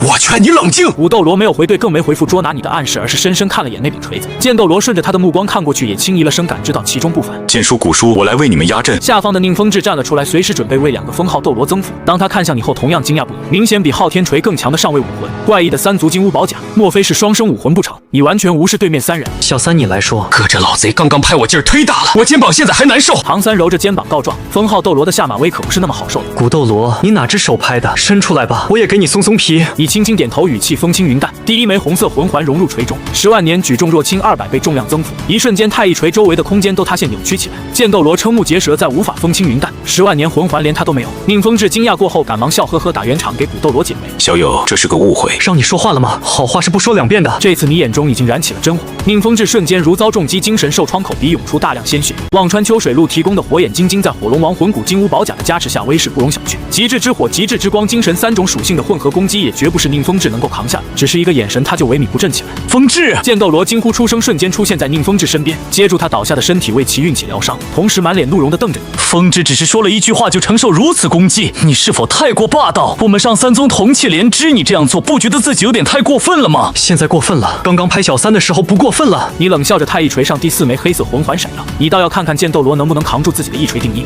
慢着！眼见你再度出手，古斗罗赶忙出声，还没开打就被废了辅助。眼前少年绝对不能以常理视之。是这只手。他妥协地伸出右手。老骨头！剑斗罗急呼出声，想要制止。算了吧，老贱人，擒拿唐三确实是我们做错了，犯错就要认，挨打要立正。太一锤上那抹毁灭气息不加掩饰，层次远远超越凡级，极有可能获得神明力量，和对方死磕他们7宝琉璃宗只会磕得家破人亡。行吧。剑斗罗也不由得黯然。识相最好。你反手一锤砸下，如今的太一锤重量超过1万斤，200倍重量增幅，威力何其恐怖！一击之下，哪怕是古斗罗的右手也脆弱如秸秆，瞬间被锤断泯灭。把魂骨交出来，你们可以滚了，回家等宁荣荣吧。没有理会面色惨白的古斗罗，你们带着魂骨和白沉香碰头之后，一起回到队伍。史莱克这些家伙，你已经懒得搭理了。行了，各回各家，各找各妈吧。魂骨我已经到手了。泰隆，你的7万年力属性躯干骨，还有10万年泰坦巨猿左臂骨。香香，你的6万年风属性头骨。谢谢大哥。白沉香和泰隆接过魂骨，美滋滋的去吸收。这一幕看得宁荣荣眼睛发红。5万年以上指定位置、指定属性魂骨，7宝琉璃宗当然不可能有刚好满足条件的，年限又只能高不能低，所以都超过了5万年，吃了个痒。亏。那我们就走了。赵无极小心翼翼的请示，有些不敢相信对方这么好说话。走吧，走吧。你不耐烦的挥手，接下来还有正事要干，这些人在身边也是麻烦。赵无极如蒙大赦，不再多说，赶忙带着史莱克一行人离开。等等，你真走啊？你的目光落在奥斯卡背上，他身子瞬间一僵，火眼金睛还是太烫了。那我不走。奥斯卡转过身，强颜欢笑的指了指自己，你似笑非笑。你当然不能走，如果没有我们，你怎么可能获得飞行蘑菇肠？这样的恩情总得偿还吧？我也不是蛮不讲理的人，只要你为我们太一宗制造10万根香肠，就能重获自由，其他人可以走了。这群人中也只有奥斯卡能入你的眼。赵无极沉默了一瞬，算了，就当奥斯卡也死了。他们史莱克学院这些年哪一届没死过学员？不就一个先天满魂力的食物系吗？死得起。想着想着，他已经开始掉小珍珠了。戴沐白低头一言不发。出来一趟学院，男学员只剩他一个，回去一定要多找双胞胎散散心，试试金胶，增强体魄。等一下，我也不走，我要加入太一宗。朱竹清终于咬牙做出决定，比起回到史莱克学院那个草台班子，他更想和奥斯卡一起加入太一宗，最起码在这里能看到希望有前进的方向。你的目光在朱竹清极品的身材上扫视，意味不加掩饰。走了这么一个大美人，确实舍不得。朱竹清咬着嘴唇，身体颤抖。他当然知道自己对于男人的诱惑力，不过能被这样的天骄看中，又何尝不是他的荣幸？他宁做你的小妾，不当戴沐白这么气。竹清你……戴沐白张大嘴巴想说什么，却无力的闭合，只是死死握紧拳头。算了，还是回去找双胞胎吧。自己视为痉挛的女人被那种怪物看中，他甚至不敢生起怨恨之心。好啊，竹清，既然你不走，那我也不走了。这家伙坑骗我们七宝琉璃宗金蛟魂骨，本小姐要吃穷他们太一宗。宁荣荣话虽然如此说，但却有暗暗和朱竹清较劲的心思。对于你，他没有想法，绝对是假的。如果自己能得到顶级武魂血脉，别说2块魂骨，就算是10块七宝琉璃宗也只赚不赔。随便你们。你只是看了眼赵无极、戴沐白落寞的背影，没有再理会两女。白沉香和泰隆先后吸收完魂骨，泰隆武魂再次进化，从大力金刚变成了大力泰坦。废话不多说，我们去生命之湖。你率先开口堵住他感谢的话语，带着一行人风风火火向星斗大森林深处进发。等到生命之湖的时候，原本在这里的天青牛蟒也不见了踪迹，应该是钻进去了。地天滚出来，不然我立刻炸了生命之湖！你来到湖边，直接掏出佛怒唐莲，无比恐怖的威能蓄势待发。人类，你找死！生命之湖中响起一道愤怒的吼声，一颗巨大的黑色龙头从湖水中伸出。地天低头看着面前渺小的人类，居然心惊肉跳起来。直觉告诉他，你手中那朵小莲花有大古怪，这火好像也不是很有必要发。小友，贸然拜访是有什么事情吗？地天的语气肉眼可见的软了下来，眼神也逐渐清澈。有事情，首先我肚子饿了，你去炒俩菜；其次我要千钧蚁皇3兄弟的魂环，但是我找不到，这事你要负责给我找过来。最后我要一只10万年暗金恐爪熊当我佛怒唐莲的第5魂环，一只凶兽当我佛怒唐莲的第6魂环。3个问号从地天头上冒出来，啥让他炒菜还拿凶兽出来当魂环？你要不要听听自己在说什么？反应过来之后，地天的脸色一阵青一阵紫，这小子喝高了来消遣他的吧？这个玩笑不好笑。谁跟你开玩笑？快点的招待好我，我开开心心的走，自然会发誓10年里不再进入星斗大森林，否则我直接炸了这玩意儿。你可以赌一下，他能不能将整个星斗大森林夷为平地？你攥着佛怒唐莲，又指了指眉心神意。而且如果我出了点差错，上面那位大人可饶不了你们。地天心里已经开始骂娘了，但话又说回来，这小子不讲理，他们也确实没招。他权衡利弊之后，缓缓潜入生命之湖。人类，你不许跟过来，我们会商量好的。行，你快点吧。地天进去了，然后里面就吵吵个不停。站在湖边，你甚至能听到阵阵兽吼。地天，你玩我呢？你真答应了？你知道我们暗金恐爪熊繁衍多么不容易吗？那都是我的亲朋好友、手足兄弟啊！都别拦着我，我要上去跟他拼命！熊军怒吼着，也没见其他凶兽有拦着他的意思，于是尴尬的挠了挠头，冷哼一声，生闷气。他是莽又不是傻，那小子走在成神路上，地天都不敢放响屁，自己再上赶着过去找死吗？地天有耐心的循循善诱。熊军，你只需要提供一个10万年暗金恐爪熊，在座的各位可是有一个要牺牲自己，而且以此为代价换那小鬼10年不进入星斗大森林，非常划算。10年之后，以那小鬼的资质都飞升神界，我们躲了这波风头，不照样逍遥快活？熊军当然不能任由他忽悠，所以得加钱。那接下来的1000年，我都要离天梦冰蚕最近的位置。好，地天也笑了，不过眼神转向赤王，他又笑不出来了。一只将近30万年的凶兽，这般损失对于星斗大森林来说绝对是伤筋动骨，但没办法，赤王修为最低，别的凶兽年限更高，死了更亏。兽神，请善待我的族群。赤王意识到自己的命运，3张脸同时一白，在场各位凶兽虎视眈眈，也没有他拒绝的资格。既然如此，不如直接倒向对方。那小子是神明传人，必定100级成神，飞升神界的。如果在他身上下注一人得到鸡犬升天，日后未必不能让地天等人也抬头仰望自己。本座会照看你族群的。地天意味深长的点头。万妖王找千钧蚁3兄弟，我真服了，自己找不到魂环还赖到我们头上，这家伙讲不讲理啊？万妖王无奈的埋怨着，但还是勤勤恳恳展开行动。星斗大森林里的地形他如数家珍，所有千钧蚁巢的位置他都了如指掌。对于3只有希望突破10万年的千钧蚁，他当然也重点关注。星斗大森林外围12点方向一望沙丘，千钧蚁3兄弟在沙丘地下500米处。地天点了点头。对了，有人会炒菜吗？我来。赤王打了个响，直点起火焰，用生命之湖里的灵针开始炒菜。熊军骂骂咧咧的回家带人，地天亲自去抓千钧蚁。很快，千钧蚁3兄弟10万年暗金恐爪熊赤王炒菜就齐全的摆在你面前。人类，你对武魂发誓，对神位发誓，10年内不能再进入星斗大森林一步。地天眯着眼睛，这是最后的底线，也是他们星斗大森林灵最后的遮羞布。对方答应，那这就不是勒索，而是交易。我唐一对武魂发誓，对神位发誓，毁灭之神在上。如果我10年之内再进入星斗大森林，就让我陨落于天雷之下。你看着炒菜兴奋的苍蝇搓手。人类我可以献祭给你，但你要对神位发誓，成神之后要将我复活。赤王也在此时开口提出要求。这话一出，帝天脸色顿时微变，立场变得也太快太丝滑了吧？等等，俺也献祭给你，你也要对神位发誓，成神后将俺复活。那只10万年暗金恐爪熊本来已经认命，看到赤王这操作，顿时眼睛一亮，有样学样。我们兄弟也献祭给你，但是也要对神位发誓，成神后将我们兄弟复活。被帝天压制住的千钧以3兄弟也疯狂叫喊起来。献祭谁不会啊？帝天现在算知道什么是肉包子打狗，有去无回了。你情我愿的，倒显得他是个恶人了。你当然愿意满足他们的愿望。我唐一对神位发誓，成神后复活赤王。千钧以3兄弟还有熊大，否则神位破碎，生死道消。